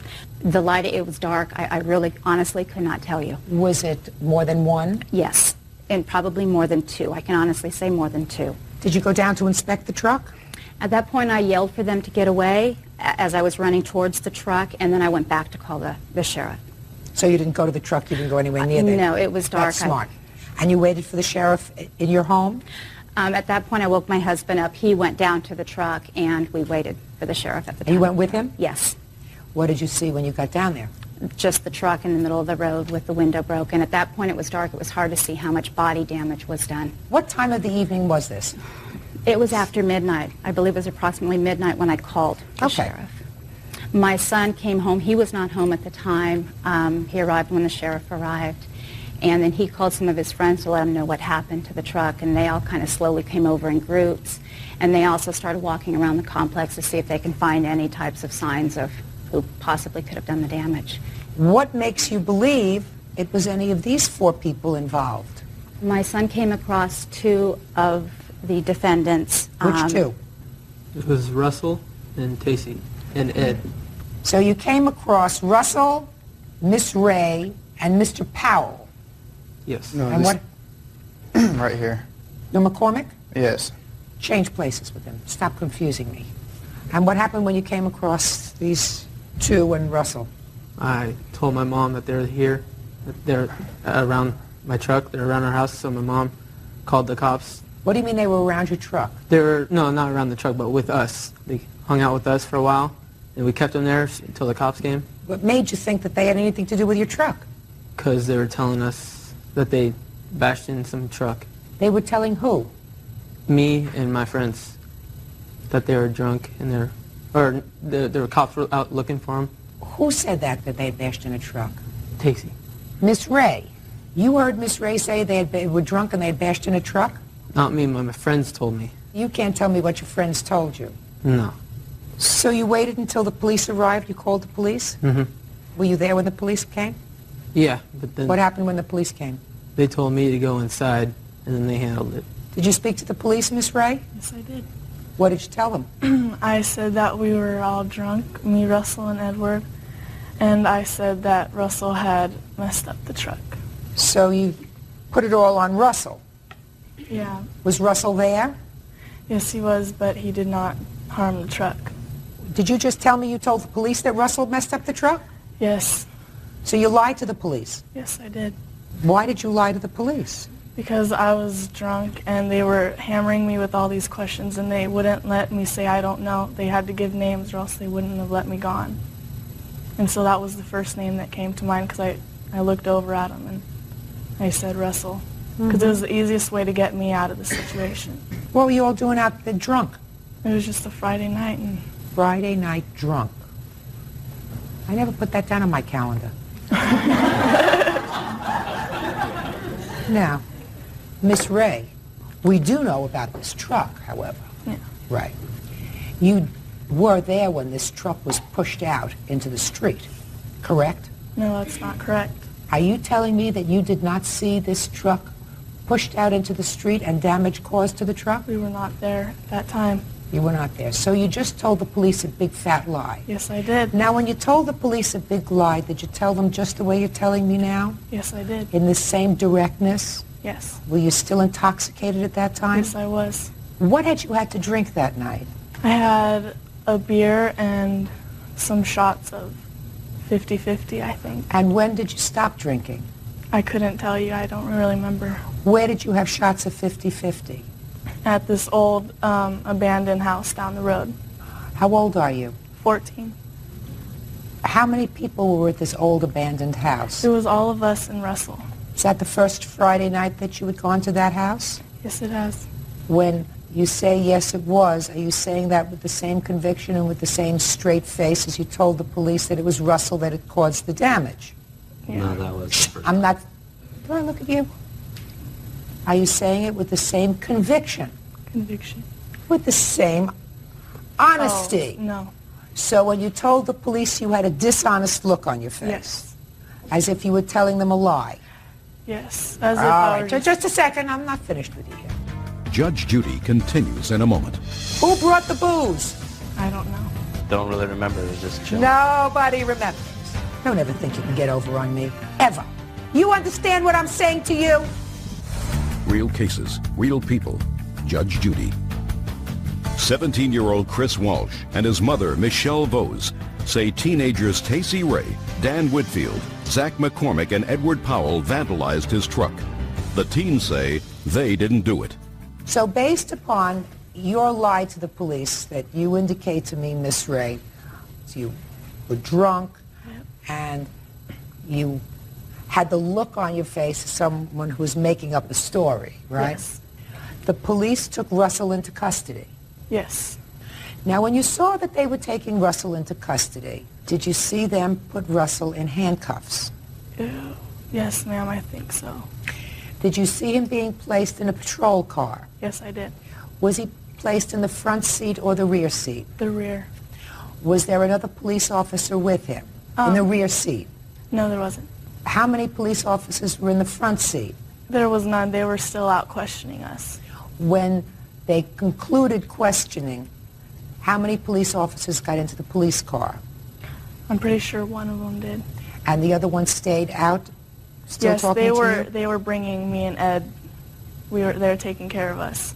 What do you mean they were taking care of you? Because they caught us being drunk in public. Oh. Now, I must tell you, Miss Ray, you tell a very cogent story.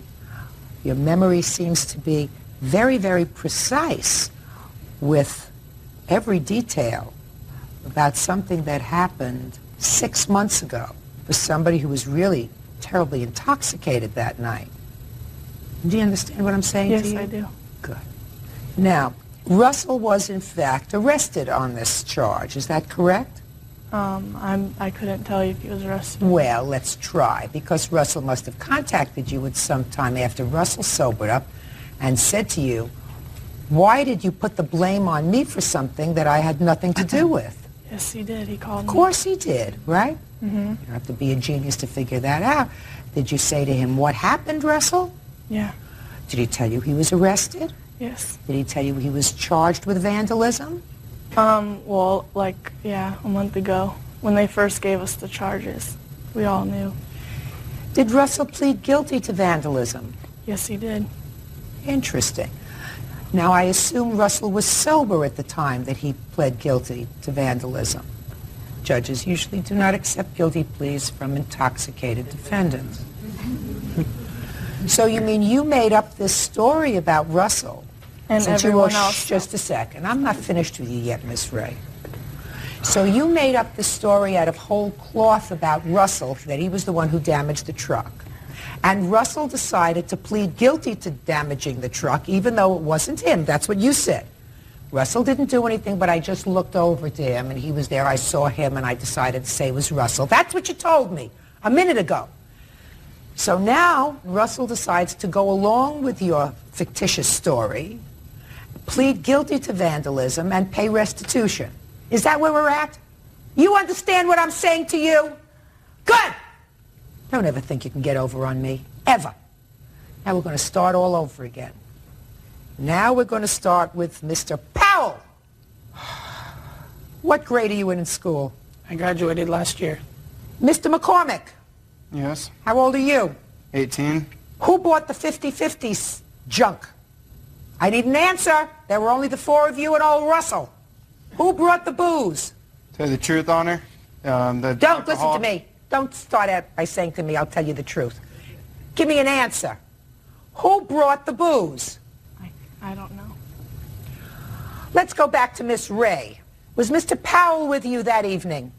Yes, he was. Was Mr. McCormick with you that evening? Yes, he was. Was Mr. Whitfield with you that evening? Yes, he was. Was Russell with you that evening? Yes, he was. You were all together? Yes. What time did you arrive at the old abandoned house? About 4 p.m. I didn't ask you a thing. What time did you arrive at the old abandoned house? 4:30. In the afternoon? Yes. From 4:30 in the afternoon until 11:30 that evening, did you remain in the house? Yes. And while you were there, did you consume anything other than the alcohol? We had some marijuana. So the five of you were together in the house for approximately 6 hours consuming alcohol and marijuana. Is that correct? Yes. And there came a time when you left. Yes. Who left first? Zach McCormick, Ed Powell, and Dan Whitfield. Where did they go? They went to a friend's house. What time did they return? I couldn't tell you, somewhere around dark. It was dark then. It was midnight. Well, then I guess midnight after the truck had already been pulling out and everything. After the truck? Is that what you're telling me? Yes. Uh-huh. So that left you, Miss Ray, and old Mr. Russell at the house, right? Now, did you stay at the house? No, we did not. Where did you go? We went back to my house. But there did come a point where at some period of time around midnight that you all hooked up again. Yes. And you all hooked up again somewhere around where this truck was. Yes. And that's when you told the police that it was old Russell who did damage to the truck. Yes. Because you just wanted to get him off your back. Is that right? Yes. Judge Judy continues in a moment. You having a good time? I am. Okay. Aren't you? I'm having a good time. I eat morons like you up for breakfast. Stupid. Real cases, real people. Judge Judy. Tacey Ray, Dan Whitfield, Zach McCormick, and Edward Powell deny the charge of vandalizing Chris Walsh's truck. Chris has brought a surprise witness who says they did it. Now, Mr. Powell. Yes. If I were to ask you the same questions that I asked Miss Ray, would your answers be the same? Yes. Mr. McCormick, if I were to ask you same questions, would your answers be the same as Miss Ray's? Similar. In what respect dissimilar, sir? Everything's the same except the part where she says that, actually, it's been quite a while. It's almost been 7 months, Your Honor. So just say, I don't remember. Yeah, I don't remember. It's Good. not the same. Then just say nothing else. Now, Mr. Whitfield, if I were to ask you the same questions as I posed to Miss Ray, would your answers be similar or dissimilar? Similar, except the weed part. Except the what? Except the marijuana. You denied that there was any marijuana smoked in the old house. I don't deny that. I'm just saying that that wasn't a part of my routine. Your routine was only drinking. I was just there drinking, having fun. So you did not partake in the marijuana. No. But there was marijuana there. Yeah. Who brought it? Don't really remember. It was just chilling. Nobody remembers. Nobody remembers how the marijuana got there, and nobody remembers how the booze got there. Is that right? Yes. Now, you are telling me the truth, are you not, Mr. Whitfield, that you do not remember who brought the marijuana? Yes. Is that as truthful, sir, as all the other statements that you made today? Yes. Now, Miss Ray, do you recall who brought the marijuana? Yes, I did. Honest. Now, Mr. McCormick, do you recall who brought the alcohol? No, I do not, Your Honor. Is that answer as honest as all the other answers you've given me today? Yes, it is. This was so easy. You having a good time? I am. Okay. Aren't you? I'm having a good time. You should have read the answers that they wrote. Mr. Powell, yes. Do you recall who brought the alcohol? No, I don't. Is that answer as honest as all the other answers you gave me today? Yes. Your Honor, I also have another witness that actually spoke. That was one of my son's friends that was there when they confessed that they did Oh, that. I would love to hear that witness. It would make me feel only slightly better. Would you bring in a witness name? Would you give him the name? I'm Christy Gashel. Christy Gashel.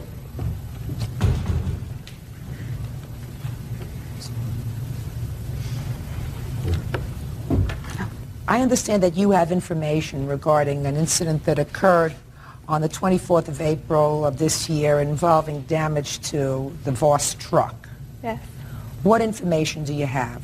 I was at my friend David's house when he got a call from Chris, and Chris told David that someone just beat in his truck. So me, David, and my friend Jennifer went over to Chris's house, and we walked around and we were looking for the people that did it. And Tacey Ray came over.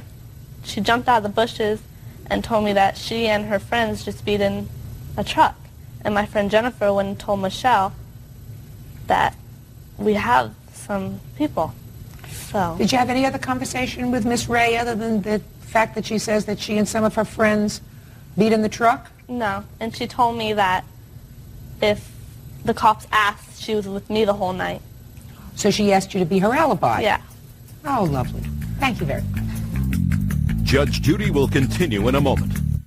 Listen, you four people made my job so easy. I haven't had that good a time cross-examination in about 4 years. I read your answers. It wasn't me. I didn't do it. I was someplace else. I was in Canada. I was on the Mir space station. I don't know. I didn't have anything to do with it. Nothing, nothing, nothing, nothing, nothing. The damage to your truck, the difference is $959. Maybe the four of you have parents who you think are stupid. And maybe some of you have been before the criminal justice system previously and have found other members of the criminal justice system stupid. I eat morons like you up for breakfast. Judgment is entered for the plaintiff to be divided by 4. Thank you.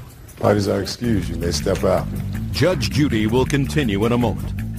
I think it went very well. I did not lie. Kind of makes you want to think where the parents are. I was drunk and I wanted to get out of there as fast as I could. They shouldn't be out drinking from 4 to 12. She somehow, because we were with her earlier at night and she mentioned our names and she was drunk and belligerent. My kids have to check in. That truck's not worth as much as she's even trying to say the damage is worth. They're someplace for 6 hours drunk and not checking in.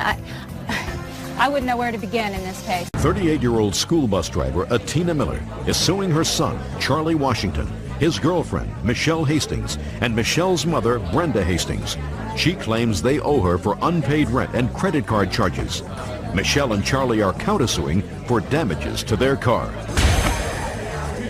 Order. All rise.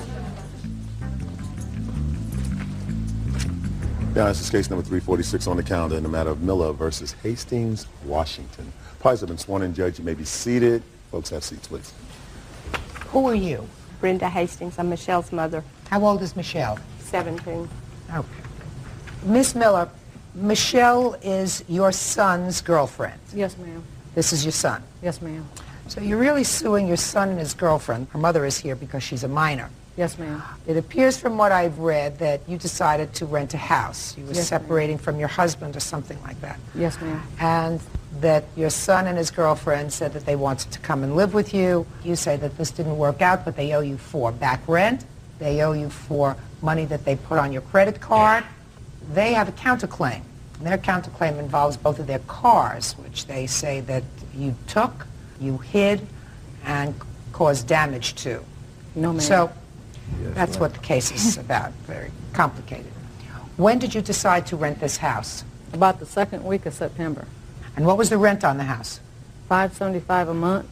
And what was your arrangement with your son and his girlfriend? I had planned on moving. My husband and I were just going to separate for a little while to work out some differences. There was a duplex that I had been waiting on that was around the corner from the house. My 15-year-old son had told Charlie here that we were moving, and Charlie indicated to him that he needed a place to go. He was tired of the stuff at Brenda's house. I had talked to Charlie. He had been living with you?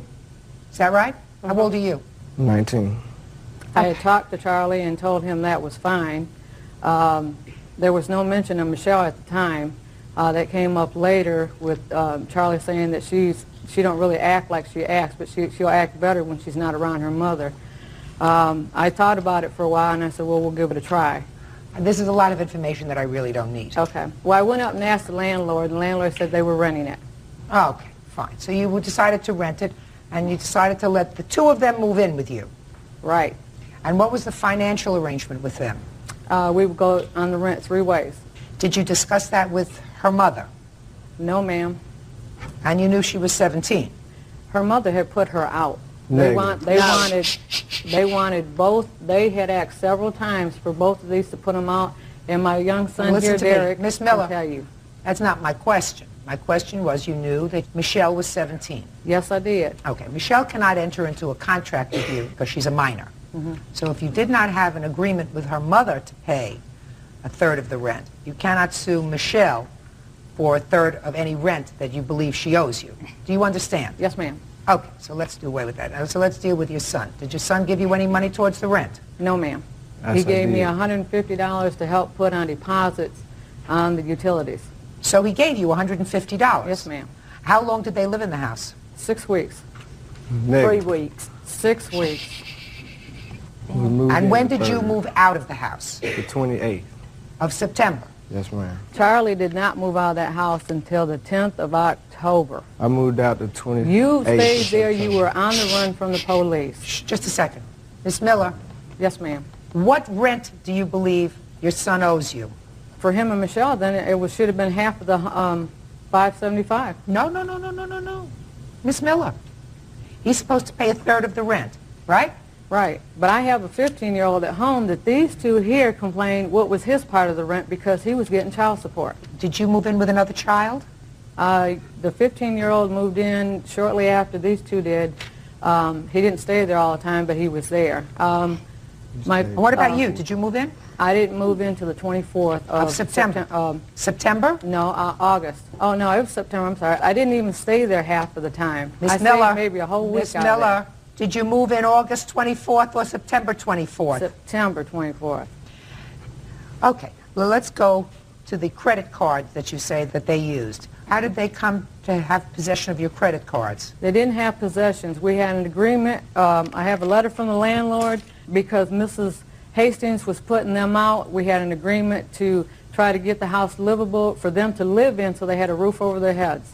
And You're talking about credit cards, Miss Miller. Let me hear about the credit cards money. I put my credit cards, to get the house in order for them to live in, they had to have floors, they had to have cabinets, it had to have everything. The house was gutted out. It had to have everything. So is that what was put on your credit card? Yes.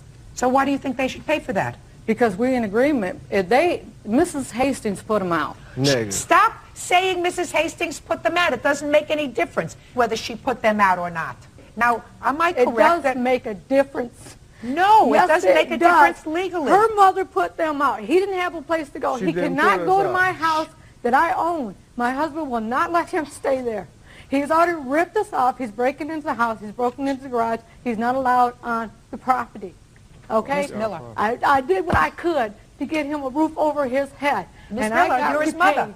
Listen to me. You're his mother. Excuse me, ma'am. But this boy, I've got papers. This boy has been in and out of jail, detentions. He was stolen from me when he was 14 months old. I've got legal documents, Charlie, to prove it all. Miss Miller. He's on drugs. I've tried for years to get him help, okay? Miss Miller, listen to me.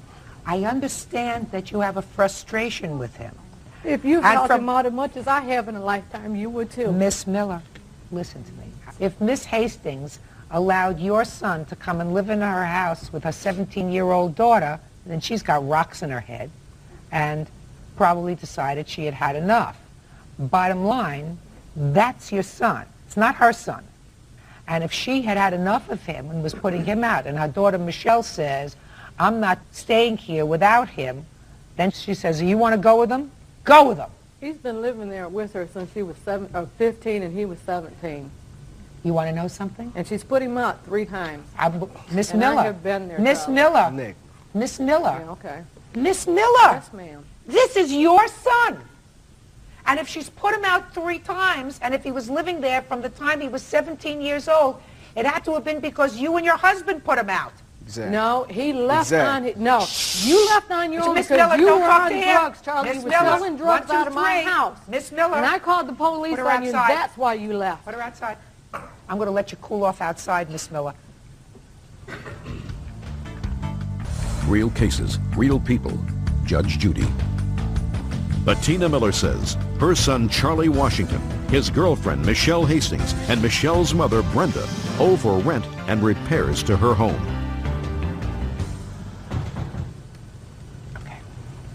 Miss Miller, you can't talk to your son. This is not time for you to shout at your son when you're in a court. Time to do that is when you had him in therapy when he was 7 years old. If your son had been giving you problems and moved out of your house, whether you put him out of your house or whether he left voluntarily, you knew where he was living with the Hastings family and their daughter, that was probably a major error on their part. Some people do that. I never quite understand why they take in somebody else's problem into their home. But be that as it may, if you decided that you wanted to put a roof over your son's head as his mother, that's what your job is. That kind of unconditional love is what you do for a child, even if they drive you crazy. Are you currently living in the house? No, ma'am. Did you decide to go back to your husband? Yes, ma'am. Is that where you are now? Yes, ma'am. Is that where you're going to stay, you think? Yes, ma'am. Tell me about the cars. You took your son's car out of impound? I paid to get it out, yes, ma'am. What'd you do with it? Set it in my backyard. And what happened to it? It sat there until the day that he came and threatened me. And then I took it down on the corner where I told him and the police officer that I would set it and left the keys in it, that in the Nissan. And somebody stole it? I don't know. Well, it wasn't found on the corner, is that right? I don't know where they found it at. Where did you find your car? I found mine in a ditch on Orville Smith. It was not in a ditch. I got pictures of where I left it. Well, that's what I'm saying. So what you're saying is somebody took the car after you left it there with the keys in it. Why'd you leave it there with the keys in it? There was no keys in it. There was keys in it. Crazy. When you left it, the keys were in it. So I'm asking you, why did you leave it with the keys in the car? He came, he harassed me. I didn't want him on the property. And for him to come get the keys, then he would have to come on the property. And I talked to him in the back of the police car and told him. What were the police doing there? I called him because he threatened me. When did he threaten you? When he came to the house. Was this after he had moved out of the rental house? No, he was in jail. He had just gotten out October 31st, and I didn't know he was out of jail. What was he in jail for? Theft of property from an auto and breaking and entering of an auto. What were you in jail for? Assault the third. He was also in jail for that. Assault the third. Who did you assault? My girlfriend. You ever arrested for breaking and entering? Yes, ma'am. When? In 97. What about auto theft? Yes, ma'am. So you got his car out of impound, you told the police he had threatened you, you were taking the car, you were parking it at the corner, you were leaving the keys in the car, and that's the last you know of the car. Yes, ma'am. And you found the car when you got out of jail, sir? I did. Where did you find it? It's on Orville Smith Road. She parked it in the edge of the woods. No, she doesn't park it anywhere. You found it there. You didn't I found see it there. You found it there. I got out and I looked and I turned around and I went back to my house. And I brought him down there and he couldn't find no keys nowhere in the car. Well, maybe somebody who stole the car took the keys after they finished joyriding in the car. What about your car? Well, my mother and my father found it in a hayfield. What makes you think that Miss Miller took your car? Because she stole the keys out of my purse. I didn't have it in my possession. No, I did not steal the keys from her purse. This key goes to a car of Charlie's that he has in their yard. I don't know if it runs or not, but it was sent this key ring with this key. And when I talked to Charlie on the phone after he had beat up Michelle, he told me one of them keys went to the car. And that's how I got the car. So what did you do with the car? Charlie explained for me to take the car to my house and park it and not to let Michelle have the car. You mean her car? No, it's his car. It's legally in his name. Is that right? Yes, sir. Is your car, the car that you're talking about, that you're suing over, in whose name is that car titled? His. You have two cars titled in your name? Yes, ma'am. What year cars are they? 94 and 87. What do you do for a living? Well, I was working at Arby's. At Arby's? Who bought the cars? I bought one, she bought one. But she wasn't old enough to put it in her name, so I signed for it. Why didn't her mother sign for it? Because they went and got it without me. I was at work. They went looking at cars. They picked out one, and she bought it. Miss Hastings, yes. Is he still living in your house? He is right now, yeah. You had him arrested for beating up your daughter. You've thrown him out of your house at least 3 times. No. He left your house 3 times in the last 2 years. You took him into his house, He has into been your in the house when he house was a year. 17 years old. Since he was 17 years old, he's been arrested several times, according to him, for a variety of things. Breaking and entering, auto theft, assaulting your daughter. Would you kindly tell me what kind of medication you're on? Because I want to take some. If you don't see that he's not right for her. Real cases, real people. Judge Judy. But Tina Miller says her son Charlie Washington, his girlfriend Michelle Hastings, and Michelle's mother Brenda owe for rent and repairs to her home. Miss Hastings, he's not right for her. He may not be right for her, but everybody has to make their own choices. And hey, everybody has to make their own choices once they're an adult. Until you're an adult, your parents help you make those choices, and they don't do things that encourage you to make bad choices. Well, Tina has put her son out several times. Tina's son is a bum. Was your daughter a bum when she was 15? No, my daughter was in school when she was 15. Is she still in school? She's going to night classes. No. Before she met him, she was in school. Yeah, but she... After she met him, she's not in school. Had nothing to do with him. Oh, listen, Miss Miller. Yes, ma'am. I'm going to give you some words of advice. Is this the first child that you've had that's been in trouble? Yes, ma'am. You think you know how to deal with it now? Yes, ma'am. Tell me how you're dealing with it. I work with the best I can. My advice to you is you be there as a backup in case of an emergency, in case something bad happens. But until he grows up and stops doing things that are both harmful to himself, to the people that care about him, and to you, he's going to have to make his own mistakes. If you put yourself in a financial position where you've stretched your finances, it's a foolish thing to do. Because what will happen is he will never be forced to grow up. You tell me you put him out of the house, or he left the house when he was 15. The Hastings took him in. And when the Hastings decided to put him out, you provided a roof over his head. He's never had to grow up and face responsibility. Had 2 cars titled in his name, working at Arby's. Well, he didn't buy the car. The Firebird was given to him as a gift by me and my husband. I did not put him out of the house. He had a choice. He could go to jail or he could go back to Michigan to his dad. He took off on his own. He was on the run. We did look for him. He stayed with a friend of his up in a trailer, drinking, getting high. The owner of the trailer came to our house, wanted to know what was up. We went up there. He was gone. Okay. Miss Hastings, I've already told you what I think of the fact that you allowed him to move back into your house after he beat up your daughter. That's the dumbest thing I ever heard. Absolutely the dumbest. And if your daughter wants to be dumb enough to take off with him, as you said, people make their own choices. But you're making it real comfortable for her to do things that ultimately are going to be devastating. It doesn't matter in what they have done. I mean, it's the car situation. It's her having them to move into a rental house because her marriage, she moved out. Listen to me. I'm not dealing with your lawsuits. Both of your lawsuits are nonsense. Hers, she cannot convince me that her son owes her any money. With regard to the cars, you have no proof whatsoever that your mother took your car, put it in a ditch. She says that after an argument with you, she told the police, I'm putting the car on the street corner with the keys in it. I don't want him anywhere near my house.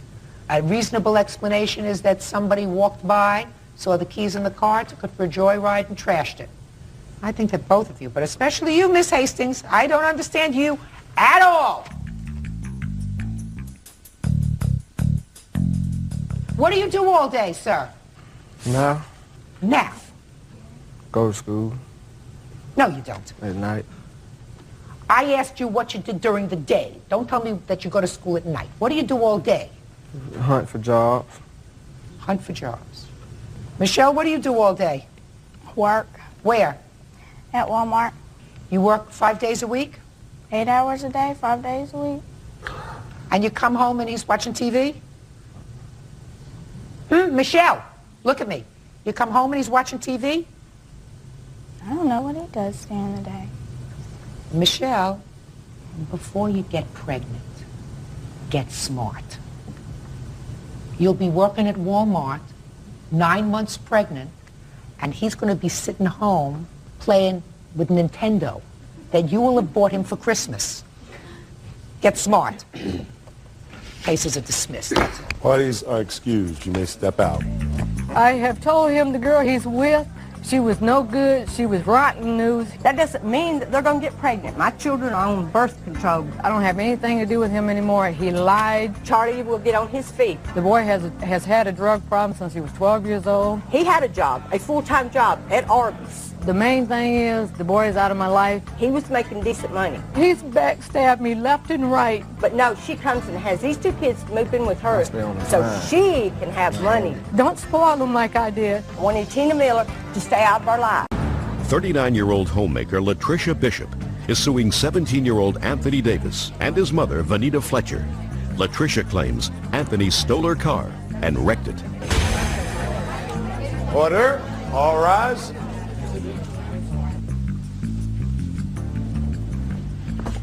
Yeah, this is case number 379 on the calendar in the matter of Bishop versus Davis Fletcher. Thank you. Parties have been sworn in, Judge. You may be seated. Gentlemen, have seats, please. You're Anthony. Yeah.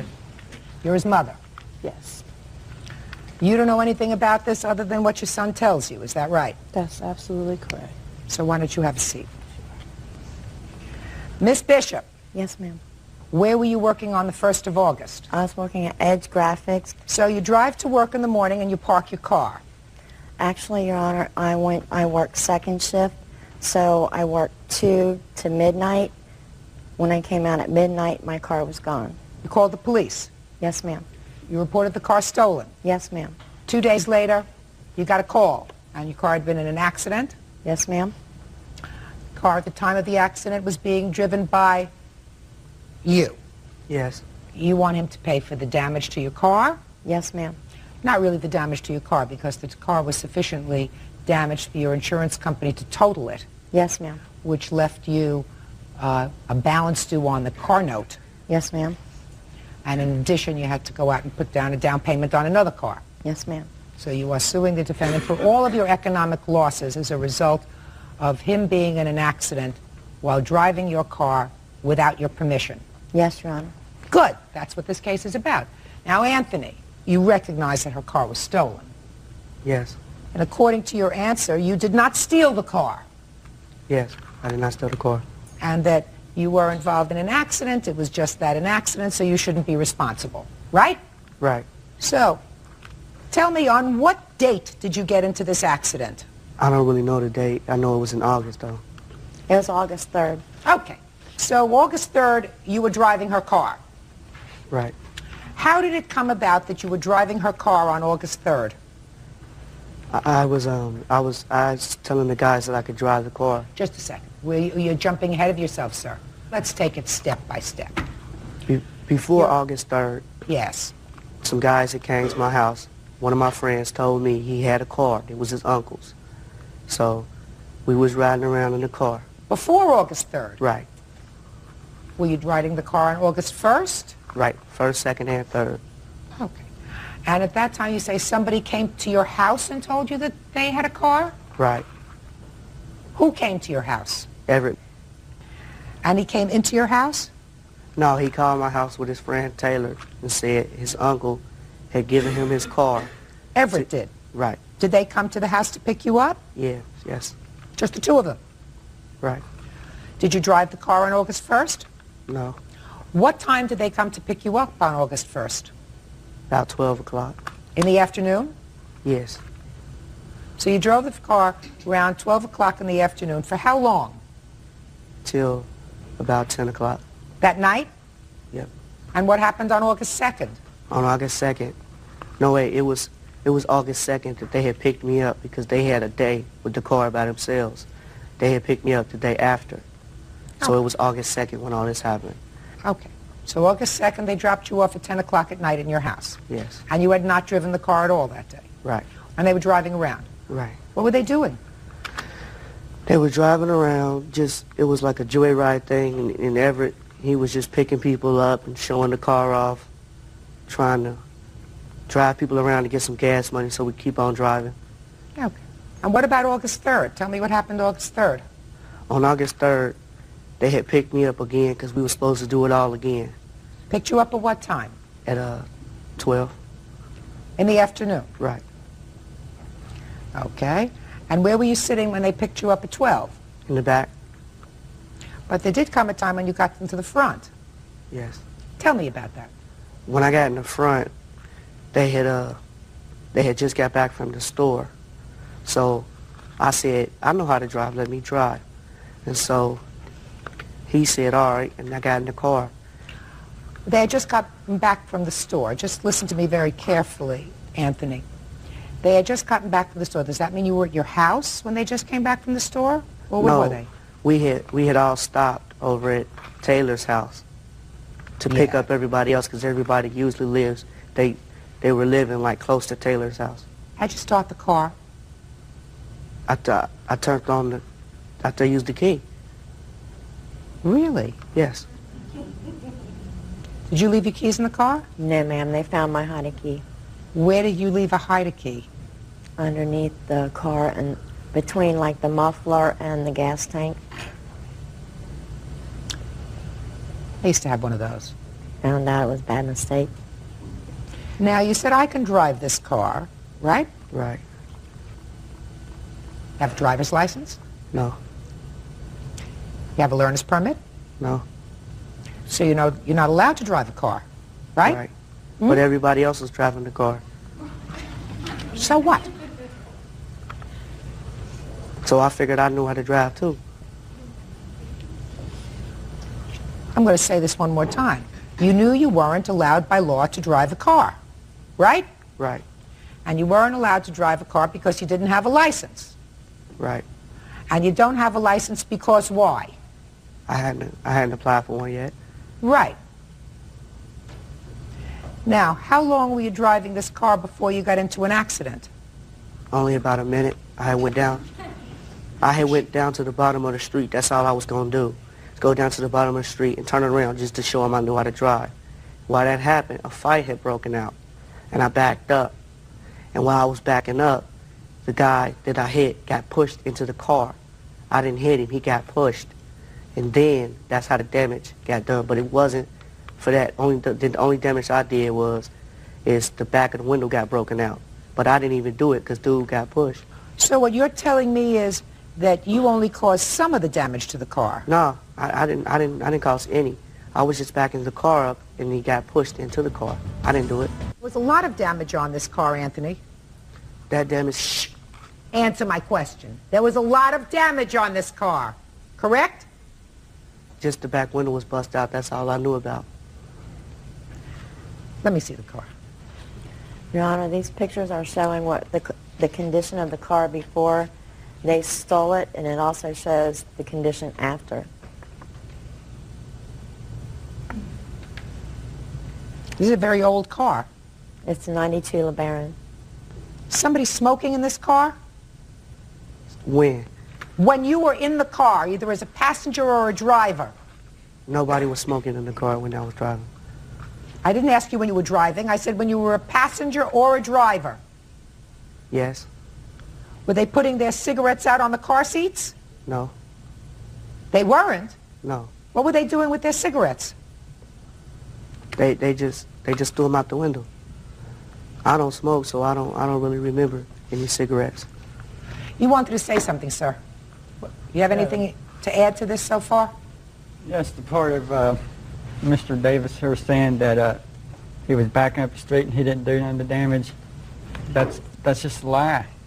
And the damage was done when he ran over Mr. Kaiser here. Is this the person he This ran is the over? person that was hit by the car. Step up, sir.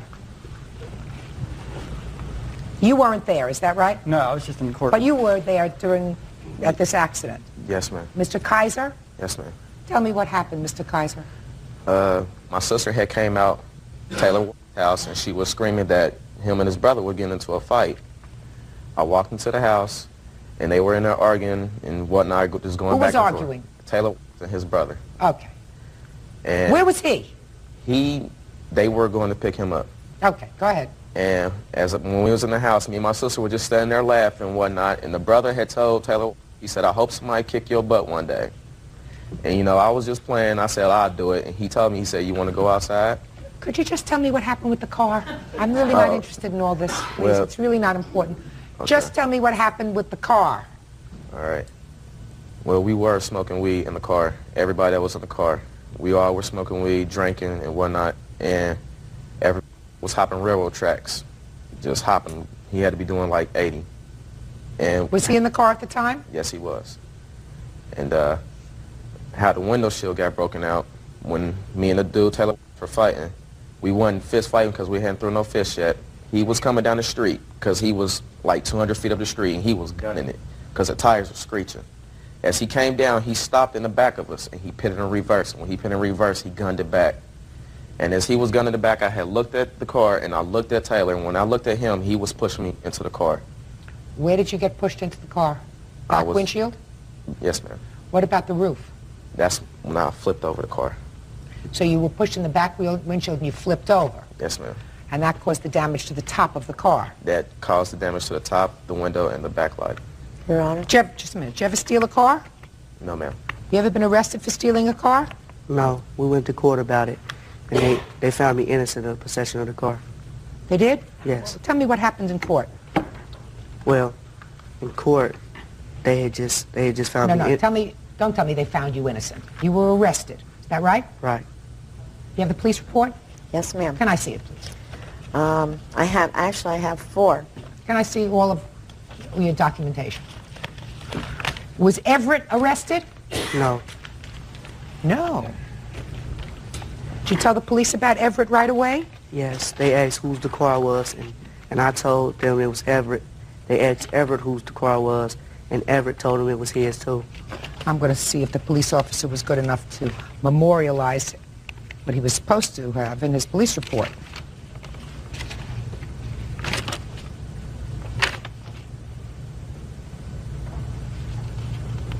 You have a copy of your juvenile papers, sir? No. All right. Was there a trial? Yes. Yes? Ma'am, his charges were not only receiving stolen property, but he was also charged with possession of stolen property and unauthorized use of a motor vehicle. He was also charged with driving without a license and reckless operation were the 2 traffic offenses, along with the receiving stolen property. Did you testify at the trial? Yes, ma'am. And what was the result of that hearing? The case was dismissed due to the fact that at that particular time I couldn't prove that he had stolen the car. Right. He couldn't prove that he had stolen the car or that he had knowledge that the car was stolen. Those are the 2 things that court has to find beyond a reasonable doubt. Right.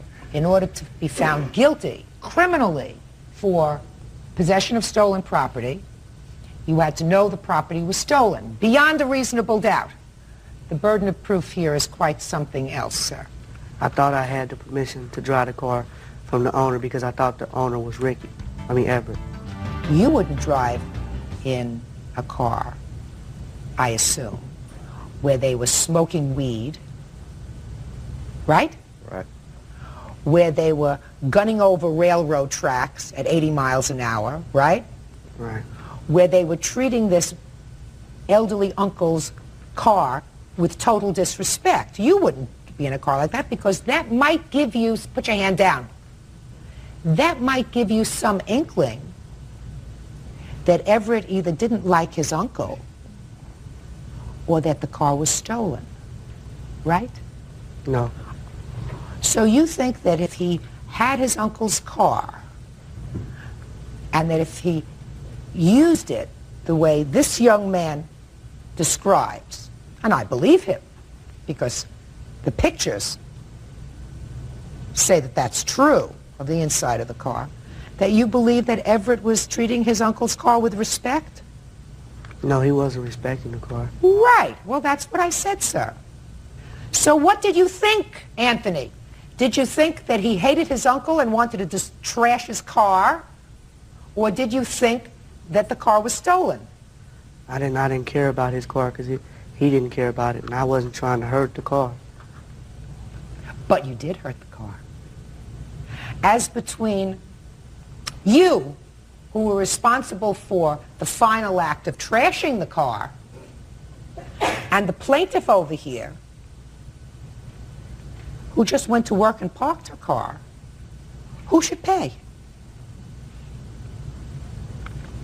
Hama? Between you, who was directly responsible, because but for the fact that you were behind the wheel of the car at that moment, there wouldn't have been an accident. The car if the car would have been found, it would have been most of the damage done by Ricky. I shouldn't have to pay for what Ricky did. Now, I did. Somebody has to pay for it. If most of the damage was done by Ricky, tell me what kind of damage now. Now you're going to tell me what kind of damage Ricky did to the car. Tell me about it. I don't know what damage Ricky did to the car. Well, then how can you say Ricky did any damage to the car if you don't know? Because they said when they took me to trial that damage was done to the car outside of the window being busted. So if damage was done... It's not just window busted, sir. The entire roof of the car is caved in from him falling over the roof of the car. But I didn't hit him. He got pushed. You go to school? Yes. Do you go every day? No. You've been suspended? No. When was the last time you were in school? About a month ago. Why? Because... Because why? Because I'm about to get my GED. Well, what have you been doing for the last month? Working. Where? IGA. What's IGA? It's a supermarket. Perfect. What kind of work are you doing? I'm a stockman. Anthony, somebody has to take care of this lady's expenses. Do you understand? Yes. You know who that somebody is? I think you're finna say it's me.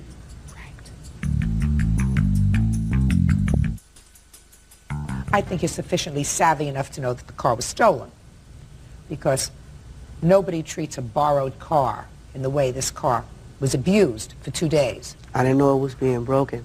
I looked inside the car, sir. Are you telling me you weren't in the car when they were smoking weed? Yeah, but Just a second. Are you telling me that you were or were not in the car when they were smoking dope in the car? Yes. You were in the car, yes. Right? Were you smoking dope in the car? Yes.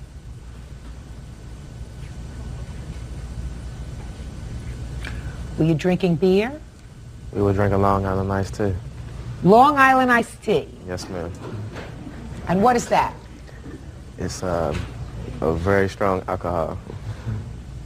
Who was drinking? Me, him, that man right there, Everett, Taylor. What's your first name? Corey. Do you want to talk to me, Corey? No. Or do you not? I don't. You just came here as window dressing for these proceedings, I assume. No, I was in the car at the time of the accident. Yes. But you prefer not to talk to me, is that right? Yes. Wise judgment. You had additional payouts on your car in the amount of $1,881.85. Did you pay those? Yes, ma'am. And there are also 10 deferred payments for down payment on another car. I understand that. He's not going to pay for a new car, madam.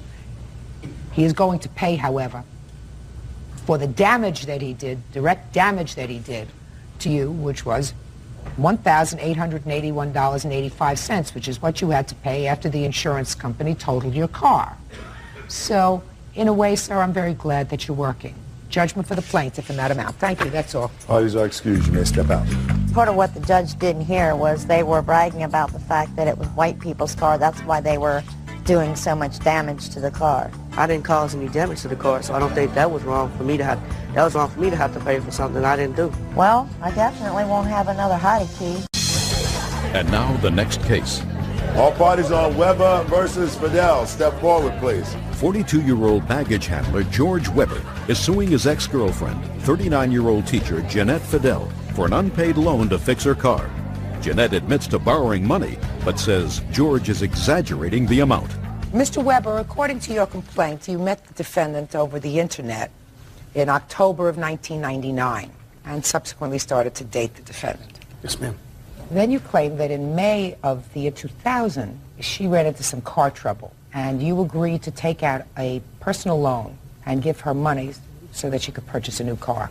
There was an agreement that she repay you that money in installments. She gave you one $200 payment and then stopped, correct? Yes, ma'am. The defendant says that she never borrowed that kind of money from you. She did, in fact, borrow $200 from you to fix her car, but paid you back, right? Correct. So, Mr. Weber, let me hear the tale of the May loan, please. Okay, Jan's car was stolen and was totaled. At the time, she was claiming her father was selling a car, and she needed the cash right away. So she couldn't get a loan. She told me to try to get a loan. Look at me, sir. I'm sorry. So I told her I would get a loan on good faith if she would pay me back. Here's my loan check. I gave it to Jan, and she cashed it. Can I see it, please? Yes, ma'am. And then... Just a minute.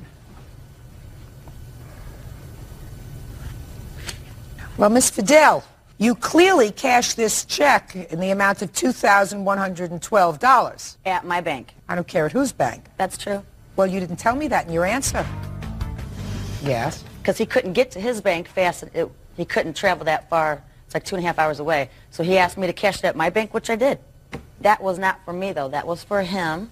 He's from Chicago, not Indiana. He was down visiting me, leaving for Boston and Washington, D.C. He gave me $200 out of that so I could fix my car, which I did. There's my canceled check for that. He took the rest, and he went on vacation. He gave me $200 out of it. Can I see? She wanted me to deposit. Just a minute. And that's the extent of it.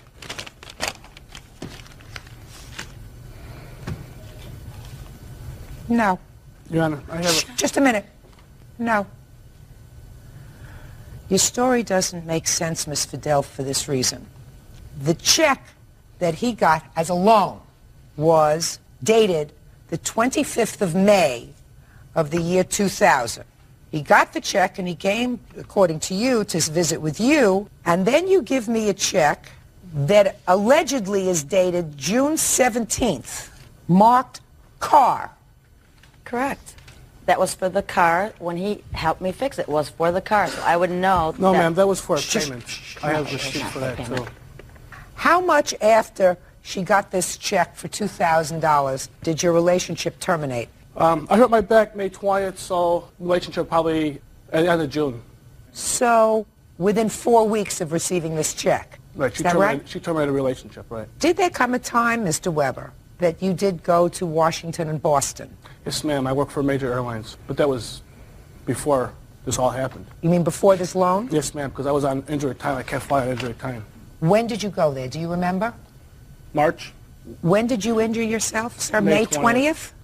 Yes, ma'am. What kind of injury did you have? I had a back injury. How did you get to her house on May 25th in order to cash this check? I drove, which is 60 miles from my house. So your back wasn't bad enough so you couldn't drive? Well, I drove. I was in a lot of pain driving. I'm sorry. But you drove? Yes, ma'am. Because I cared for her. I wanted to see her. What kind of work do you do at the airlines? Baggage handler. So you got to pick up heavy bags? Yes, ma'am. Okay. And when you travel the airline, sir, do you travel at a reduced rate? Service charge, ma'am. Just a service charge? Yes, ma'am. And you wouldn't be foolish enough to travel the airline cross country when you're putting in for some sort of back-related injury because of the airline. That would be pretty stupid, wouldn't it? Yes, ma'am. Sure it would be. You understand, Miss Fidel? He wouldn't go to Washington and Boston at a time when he's saying he can't move to his job. Right? So I have to deal with proof, and I have to figure out which of the two of you is not telling me the truth. Miss Fidel, I choose you. Because that's what the proof is. The proof is that you did, in fact, cash this check. You return $200 of that money in a check that's marked car. It's not marked car repair. It's just marked car. So that's $1,812 she owes you. Is that right? Without interest, yes, ma'am. What's the interest rate? That was 37.9%. And the reason What? I got, yes, ma'am, the reason I got that loan. 37%? Yes, ma'am, I have it right here. At that time, because she needed the check right away because the car was going fast. But The car to her father was going fast? Yeah, she said that her father was selling somebody else. The title. She said somebody else was going to buy the car, I so didn't she wanted the even money get really the fast. car till But October. I refinanced the loan through my credit union, and the interest rate is only 13%. And it was I didn't have to pay my father anything for that car. Oh, I don't care whether you had to pay your father for the car or not. I don't care. I don't know what you did with the money, but I believe that he gave you the money. Okay. You claim that you needed the $200 in order to repair the car that you were currently driving. Is that correct? Correct. Show me the bill. That I didn't bring. That was your defense. Your That's defense my was, check. no, your defense was you needed the $200 to fix the car that you were currently driving. That is your entire defense. So one would assume that you would have brought me a bill from a car repair shop in the amount of approximately $200. Who are you? I'm her brother. I'm the one that fixed the car. You're the one that fixed the car. Yes, I am. Bull. Judgment for the plaintiff in the amount of $2,000, which to me covers appropriate interest. That's all. Why does that excuse you? May step out. He still calls me, and I need to get a restraining order, and he's still in love with me. Stay away from her. Over with now.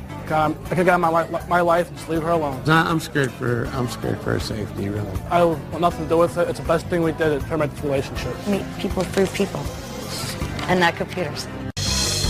And now the next case. All parties on Bishop versus Taylor. Step forward, please. 52-year-old marine engineer Graham Bishop is suing his ex-girlfriend, 47-year-old cosmetologist Linda Taylor, for an unpaid loan and for the return of furniture he claims she stole. According to your complaint, the defendant with whom you became involved moved into your home. Yes. And there was a time during that period that she was in financial difficulty, according to you, and you loaned her $2,000 in two $1,000 checks. Yes. And then you went away on a business trip, traveled out of the country or out of the jurisdiction on business. She remained in your home. Yes. And then she contacted you and told you that since this was a new home that you had, she had a friend who was moving and had a whole house full of furniture that she thought would be wonderful in your house, and you sent her another check for $1,000 for that furniture. Yes.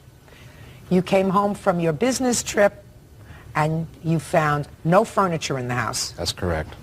Then the relationship ended and she moved out. Yes. You want your money back. Yes. Ms. Taylor, on the other hand, said that you told her she should move in with you, you would fully support her. You sent her $1,000. Furniture came, it didn't look good in the house, so she sold it to her daughter for $600, and she gave you the check for $600. When did Miss Taylor move into your home? She moved into my home in May, the night before I left to fly to Japan. And under what circumstances did she move into the house? She came to me and asked to borrow money. What did she need the money for? She said she needed it because she was going to school and having some financial difficulties. So I gave her the first check, which was $25.86 for $1,000, and on it in my handwriting when I gave it to her was personal loan. I see. And then the second check is for the... Personal loan was never on that check. Just a second. He has written that in. No, that was on the check when I gave that to her. Just a second, madam. I didn't ask you to interrupt. So you gave her these two checks, one April 24th, and then you sent her another check from Japan? Yes, she requested for additional money by email, and I... Do you have the email? Yes, I do. May I see it, please? And then there was a further email where she had mentioned Well, that let she me had read this one, sir. Okay. The highlighted parts. Hmm? The highlighted parts. Yeah, well, you don't mind if I read the whole thing, do you? No, go right ahead. You said you had another email, sir? Yes, she mentioned the fact that when I loaned her the money that she had a lawsuit that she would be... Well, that I want to see, because so far... Because she said she will repay me in at the bottom. Let me just read it, sir. With benefits. She doesn't say anything about a loan here, sir? Well, it's talking there about receiving her lawsuit, and I would reap the benefits in the bottom part of that. That's kind of reading between the lines. Very much so. Okay. Now what I'd like you to do, sir, is tell me about this furniture. How much did you send her I for the sent her a furniture? check for $1,000. And you don't deny that you received that check. That was No. a third check for $1,000. Correct. So what'd you do? What did I do? Yeah. Okay, my friend was moving to the East Coast. She had just bought some brand new furniture in February, and she was going to be moving in the 1st of September. And I knew Graham needed some furniture in his house, so I emailed him and asked him if he wanted it. He said, yeah, go ahead and get it. And so I did. But then I started thinking about it, and I thought, well, and I did ask him, are you sure this is what really... Don't give me a whole big story, madam. He sent you $1,000 for furniture. Okay. Does he have his $1,000 back, or does he have the furniture? It wasn't $1,000 for the furniture. He gave me extra. You sent her other money? Yes. That's important. Yes, I Did have. you send her other money? Yes, I sent her a check for $500 dated July 15th. I had another check for $500 Can I see that, please? dated Can I see August those? 1st. Oh, that is very important, Mr. Bishop. Yes. Your Honor, one thing you need to know is I was paying half of the rent at my apartment. I have a lease there until January. My daughter offered to pay half of the rent to Is stay. your daughter living in your apartment? She just the answer is yes or no. Yes, my daughter's Good. living there. She paid half the rent. Well, she should have paid the whole rent if she was living there. She should have paid the whole rent. Well, in some 1 month she did. Good. So stop giving me baloney.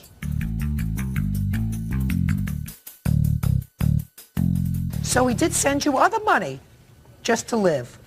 Is that right? Yes. July 500, 15th, August 1st, 500, August 28th, 500.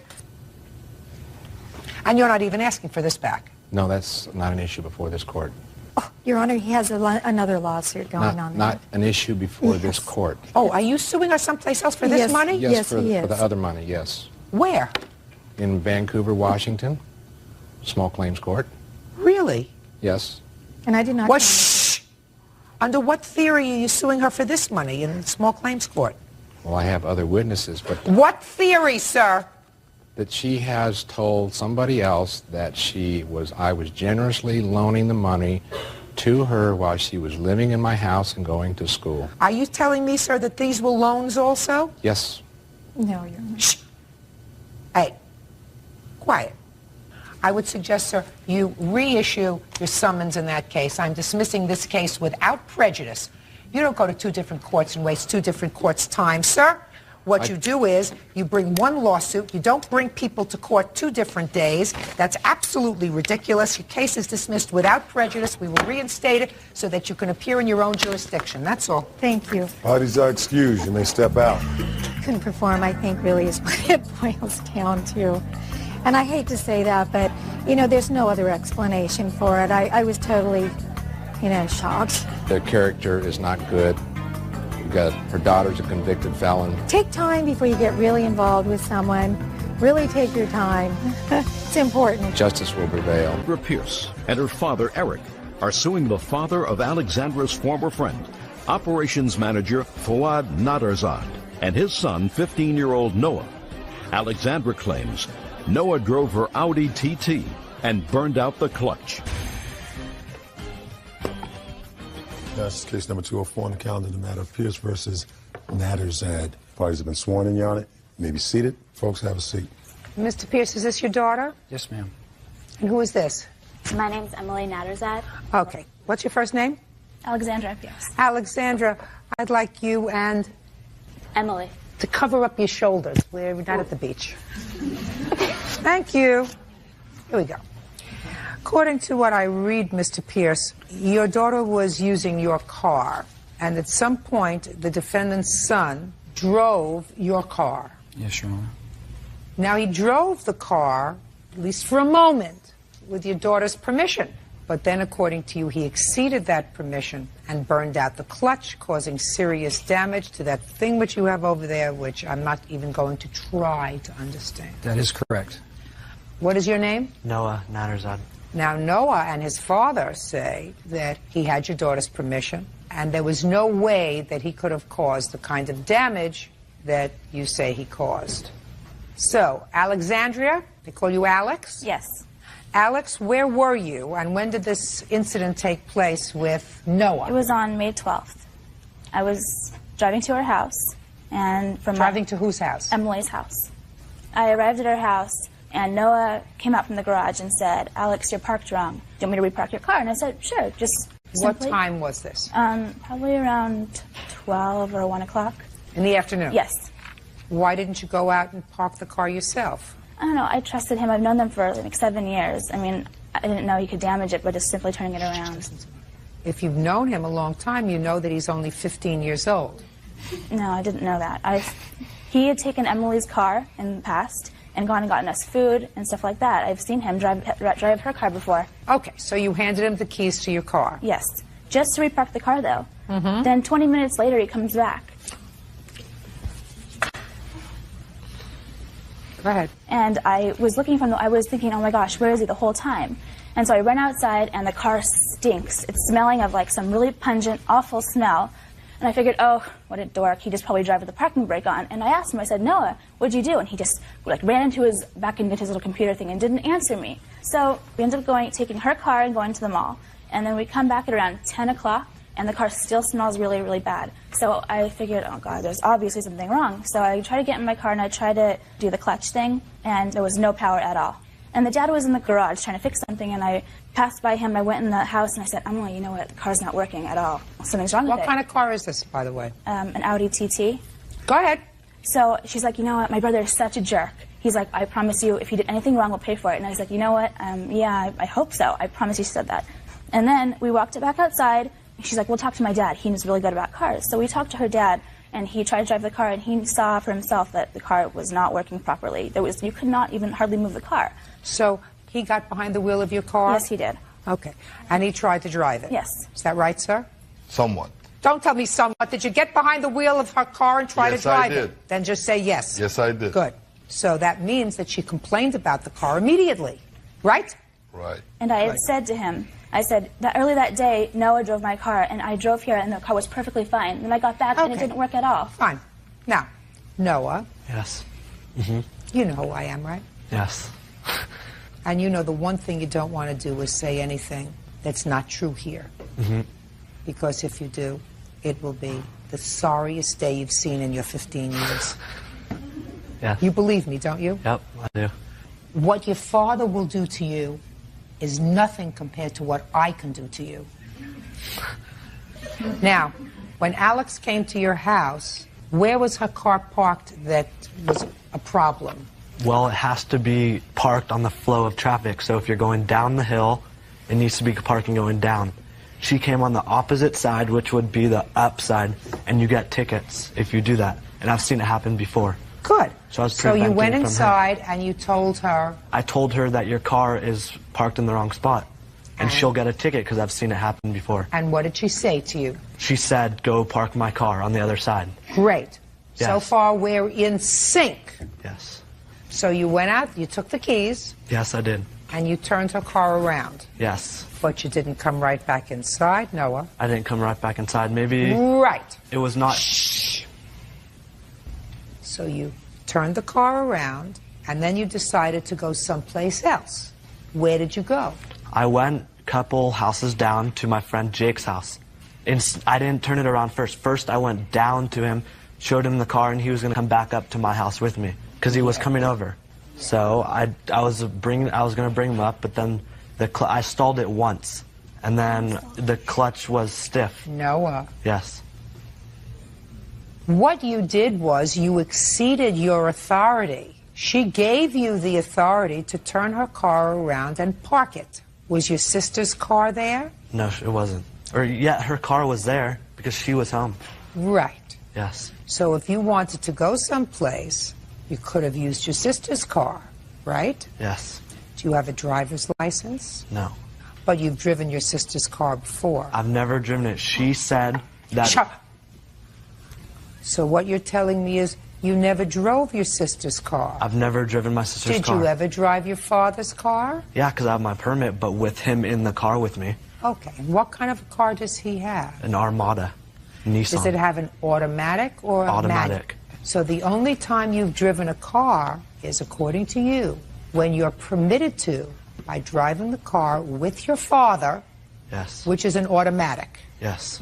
So that when you got behind the wheel of Alex's car and you realized that it was a manual transmission, which is totally different, which I know I couldn't drive, and I've been driving for longer than you've been born, and she's been born, and she's been born, I would say, gee, I don't know how to drive this car. I couldn't get it from one gear to the next.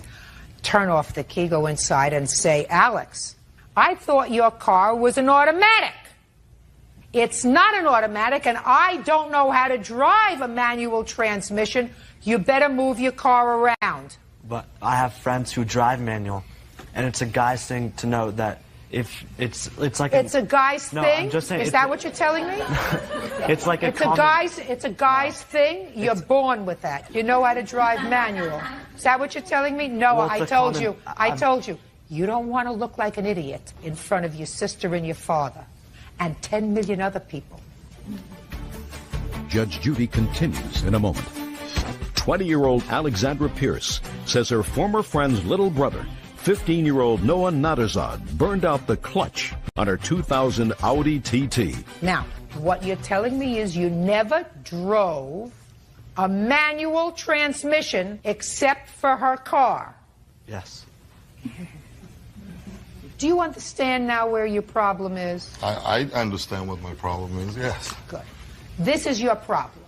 Actually, I have something to say. Now that I remember, she has let me driven her car before. She has let you driven her car before? Before. She always does. She's given like 2 or 3 times before. Just a second. So, Noah, what you're telling me...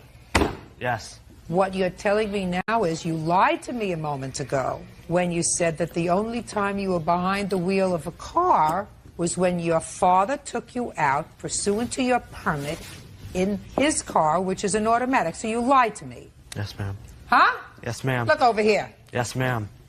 And you lied to me when you said that you would never drive a car without somebody's permission. I would never drive a car without... She always gives them. Oh. That's stealing. No, listen to me. Yeah. But you did, because Alex gave you permission to turn her car around. Once you took it and it exceeded the permission she had given you, you stole it. Let me tell you, don't shake your head no, I'm telling you yes. That's the law. Let me give you an example that maybe you'll understand better. If you go to a parking lot and you hand the keys to your car to an attendant, and the attendant in the parking lot takes the keys, like you did, and the attendant takes your car to Bayonne, New Jersey, and wrecks it, have you stolen that car? Yes.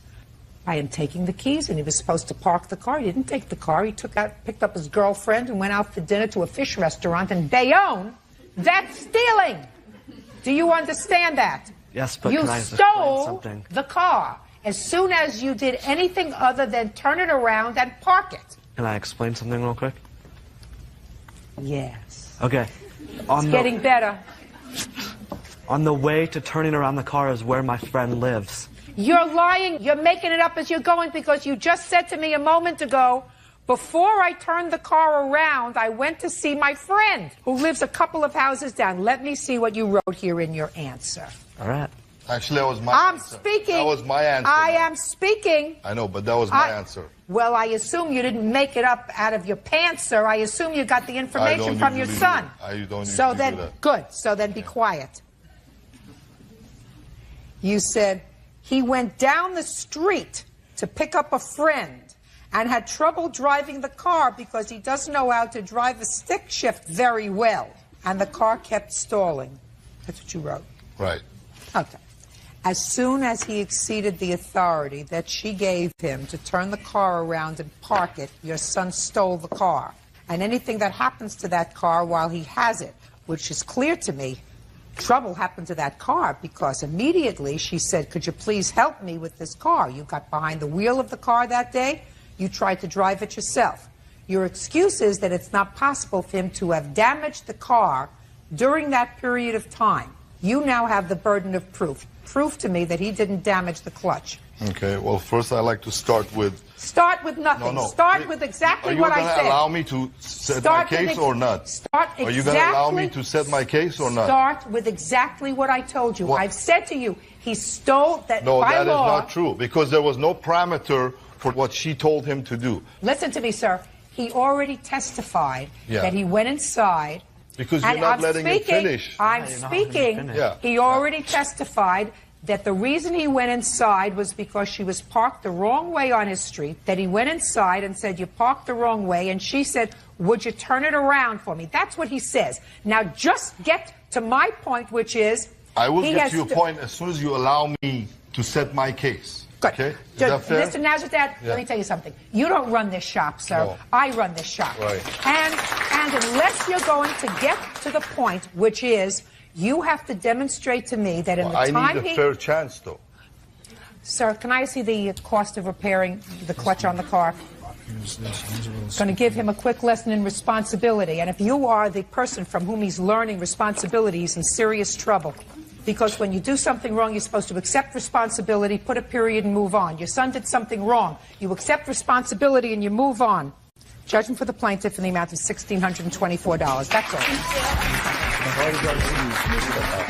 I think someone who's an adult should not give a key to a minor. He just obviously took advantage of the car and redlined it a million times. We'll never be friends. She's done this before. It's just the type of person she is. I didn't want our friendship to end up like this, but obviously it did, and I feel bad for Noah.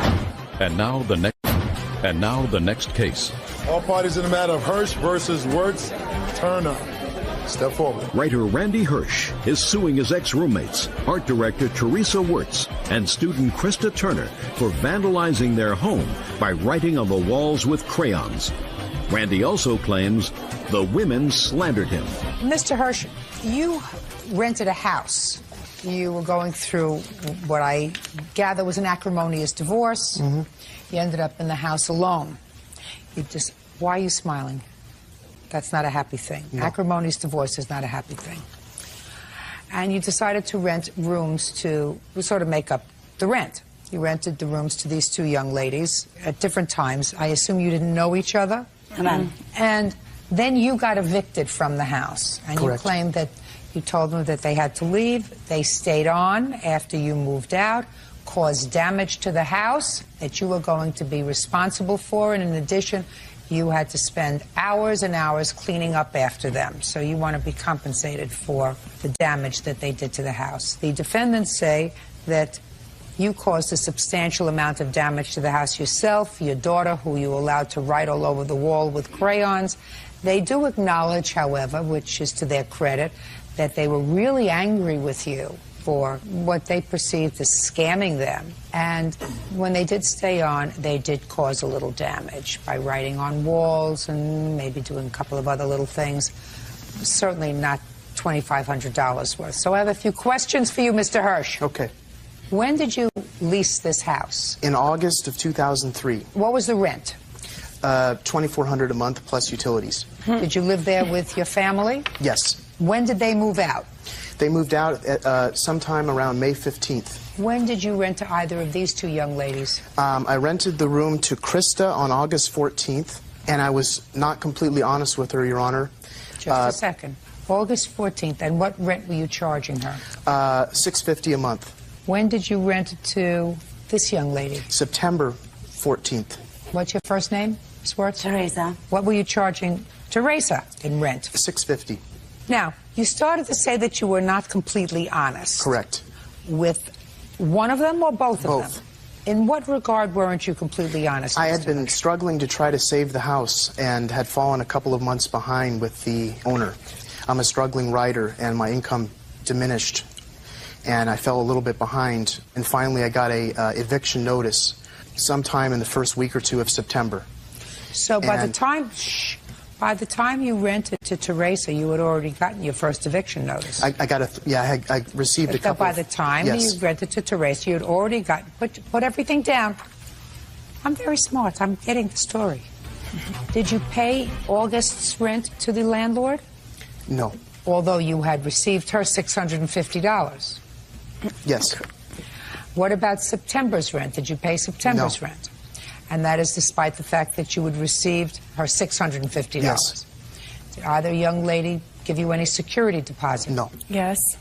How much did you give him? By August 15th, I had given him $1,600, which was to pay for rent until November 15th. Is that correct, sir? Yes. How much of that did you return to her? Zero. Shh. When I moved out, I owed her $650, and the day that I moved out, I offered her a check for $600, and she threw it on the ground. Now, how did you find out that he was evicted? By him on September 20th letting me know that we were going to be evicted on September 30th.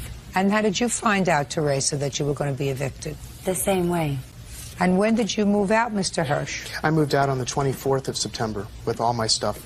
Stuff that he had rented to us. Like, we were using the couch, we were using the TV, we were using all the facilities there, and he got up and left. It was including the utilities. He moved out shut off without letting us know, and so we stayed there. Mr. Hirsch, what would you like me to do for you today, sir? When I had a very expensive entertainment system, Your Honor, and unfortunately I made a terrible mistake, and Teresa and I here had intimate relations on the first 2 nights that she was there. On the third night, my daughter came for visitation. I only have her on the weekends. She was criticizing the way I was raising my daughter. I told her to mind her own business. She's never been married. She doesn't have kids of her own. She slapped me across the face. Listen to me. Listen to me. You want to tell this story? Go on Dr. Phil. I asked you a simple question. Okay. I said, what do you want me? I'm a judge. I'm not a therapist. You want a therapist? Go hire a therapist. What do you want me, the judge, to do for you today? They completely covered every wall in the house with graffiti. Yes. I got the bill from the repairman and the handyman. The actual bill is $3,800. Yes. And then last night I spoke with the handyman, and he says, and also the owner, that they forgot to include the stolen drapes of $600 in this bill.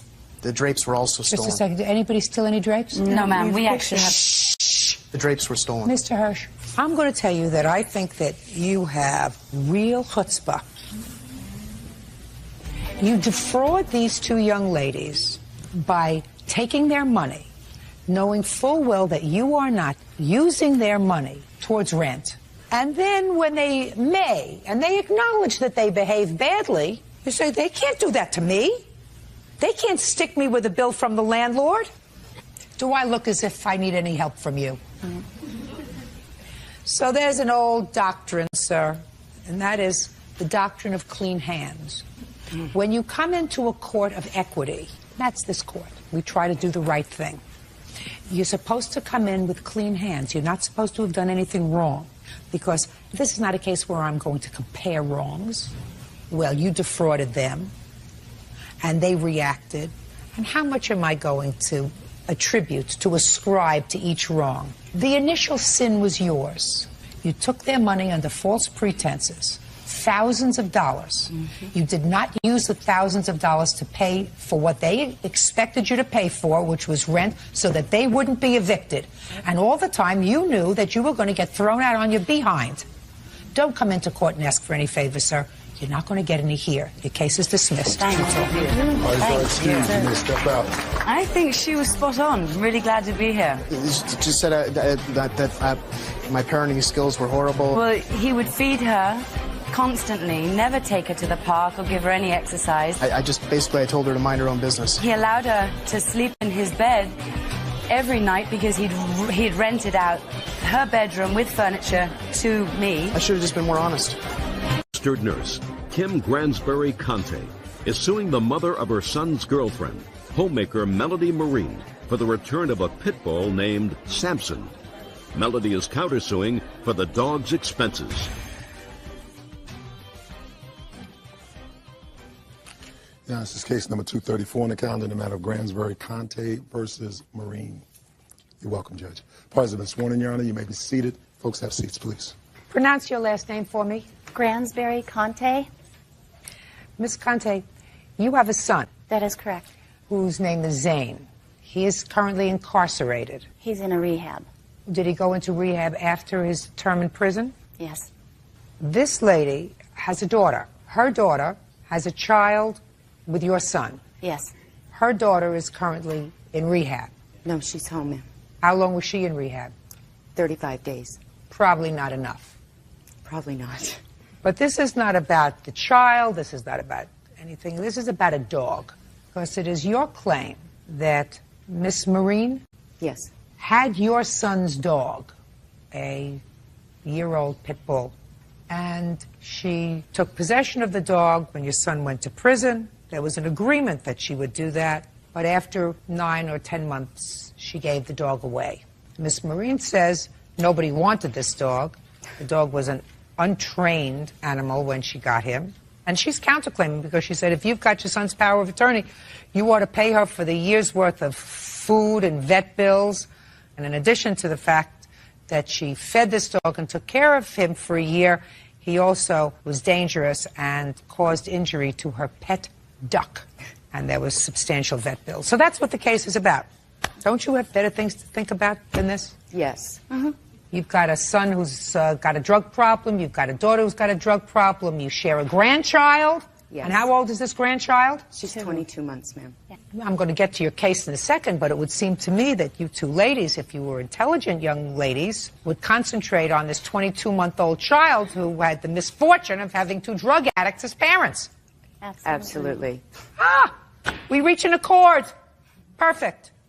All right, so let's take care of the dog first, and then we're going to talk about the baby. Okay. When your son went to jail, why didn't you take the dog? I went to Spokane to pick the dog up.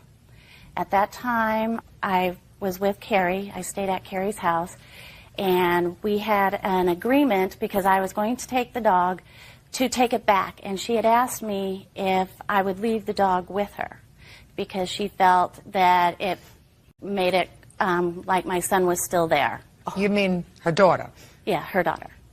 Go ahead. So her daughter said, leave me the dog because I will feel close to my man. Yeah, exactly. And I had offered, you know, I said, if anything comes up with the dog, if you can't handle it, anything that you need to give me a call, you know, I had no problem, you know, making payments for dog food or whatever.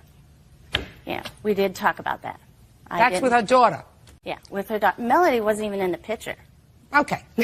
But there came a time when Melanie came into the picture. Carrie had gotten sick. She had some other medical problems. Her daughter? Yes.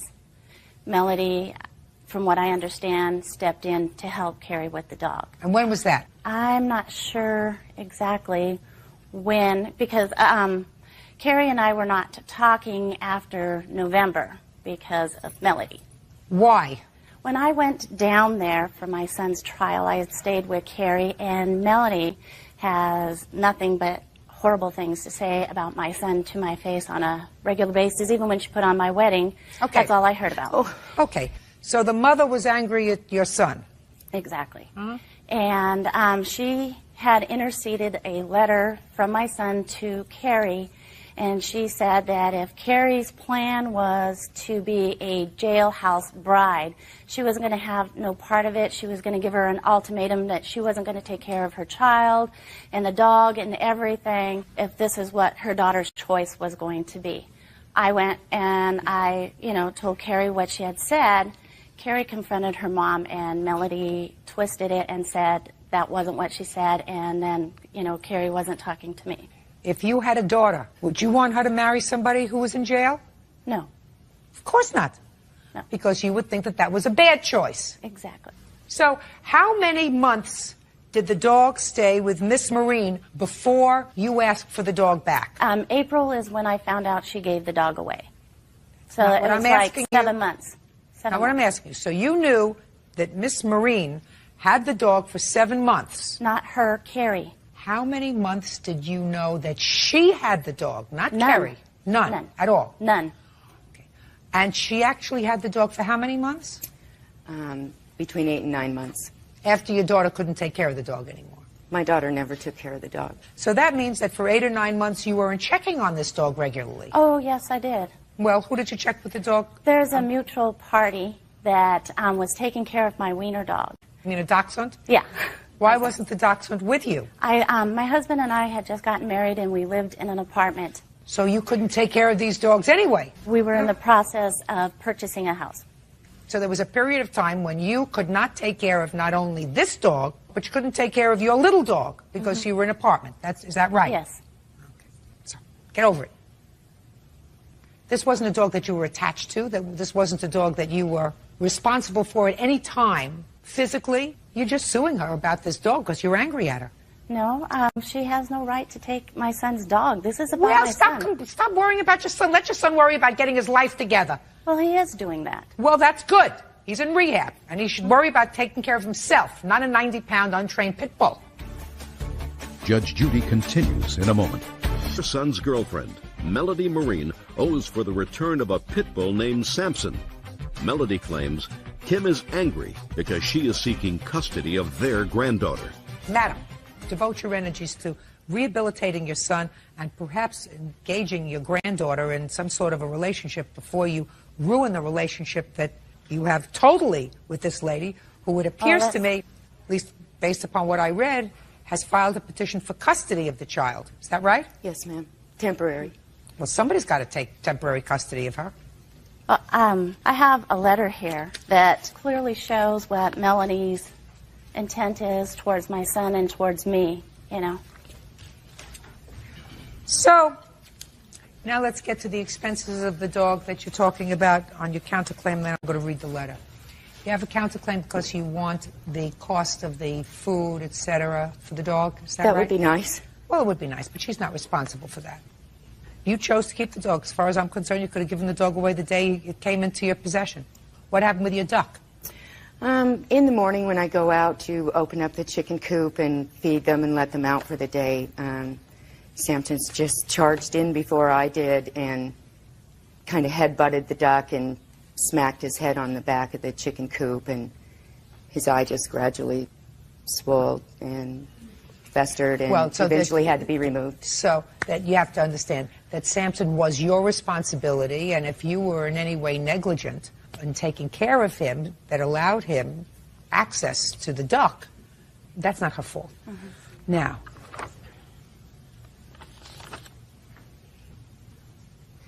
well, this certainly is a very angry letter. It's a letter, Miss Marine, that you wrote to Zane, I assume while he was incarcerated. Yes. And let me tell you how I evaluate this letter.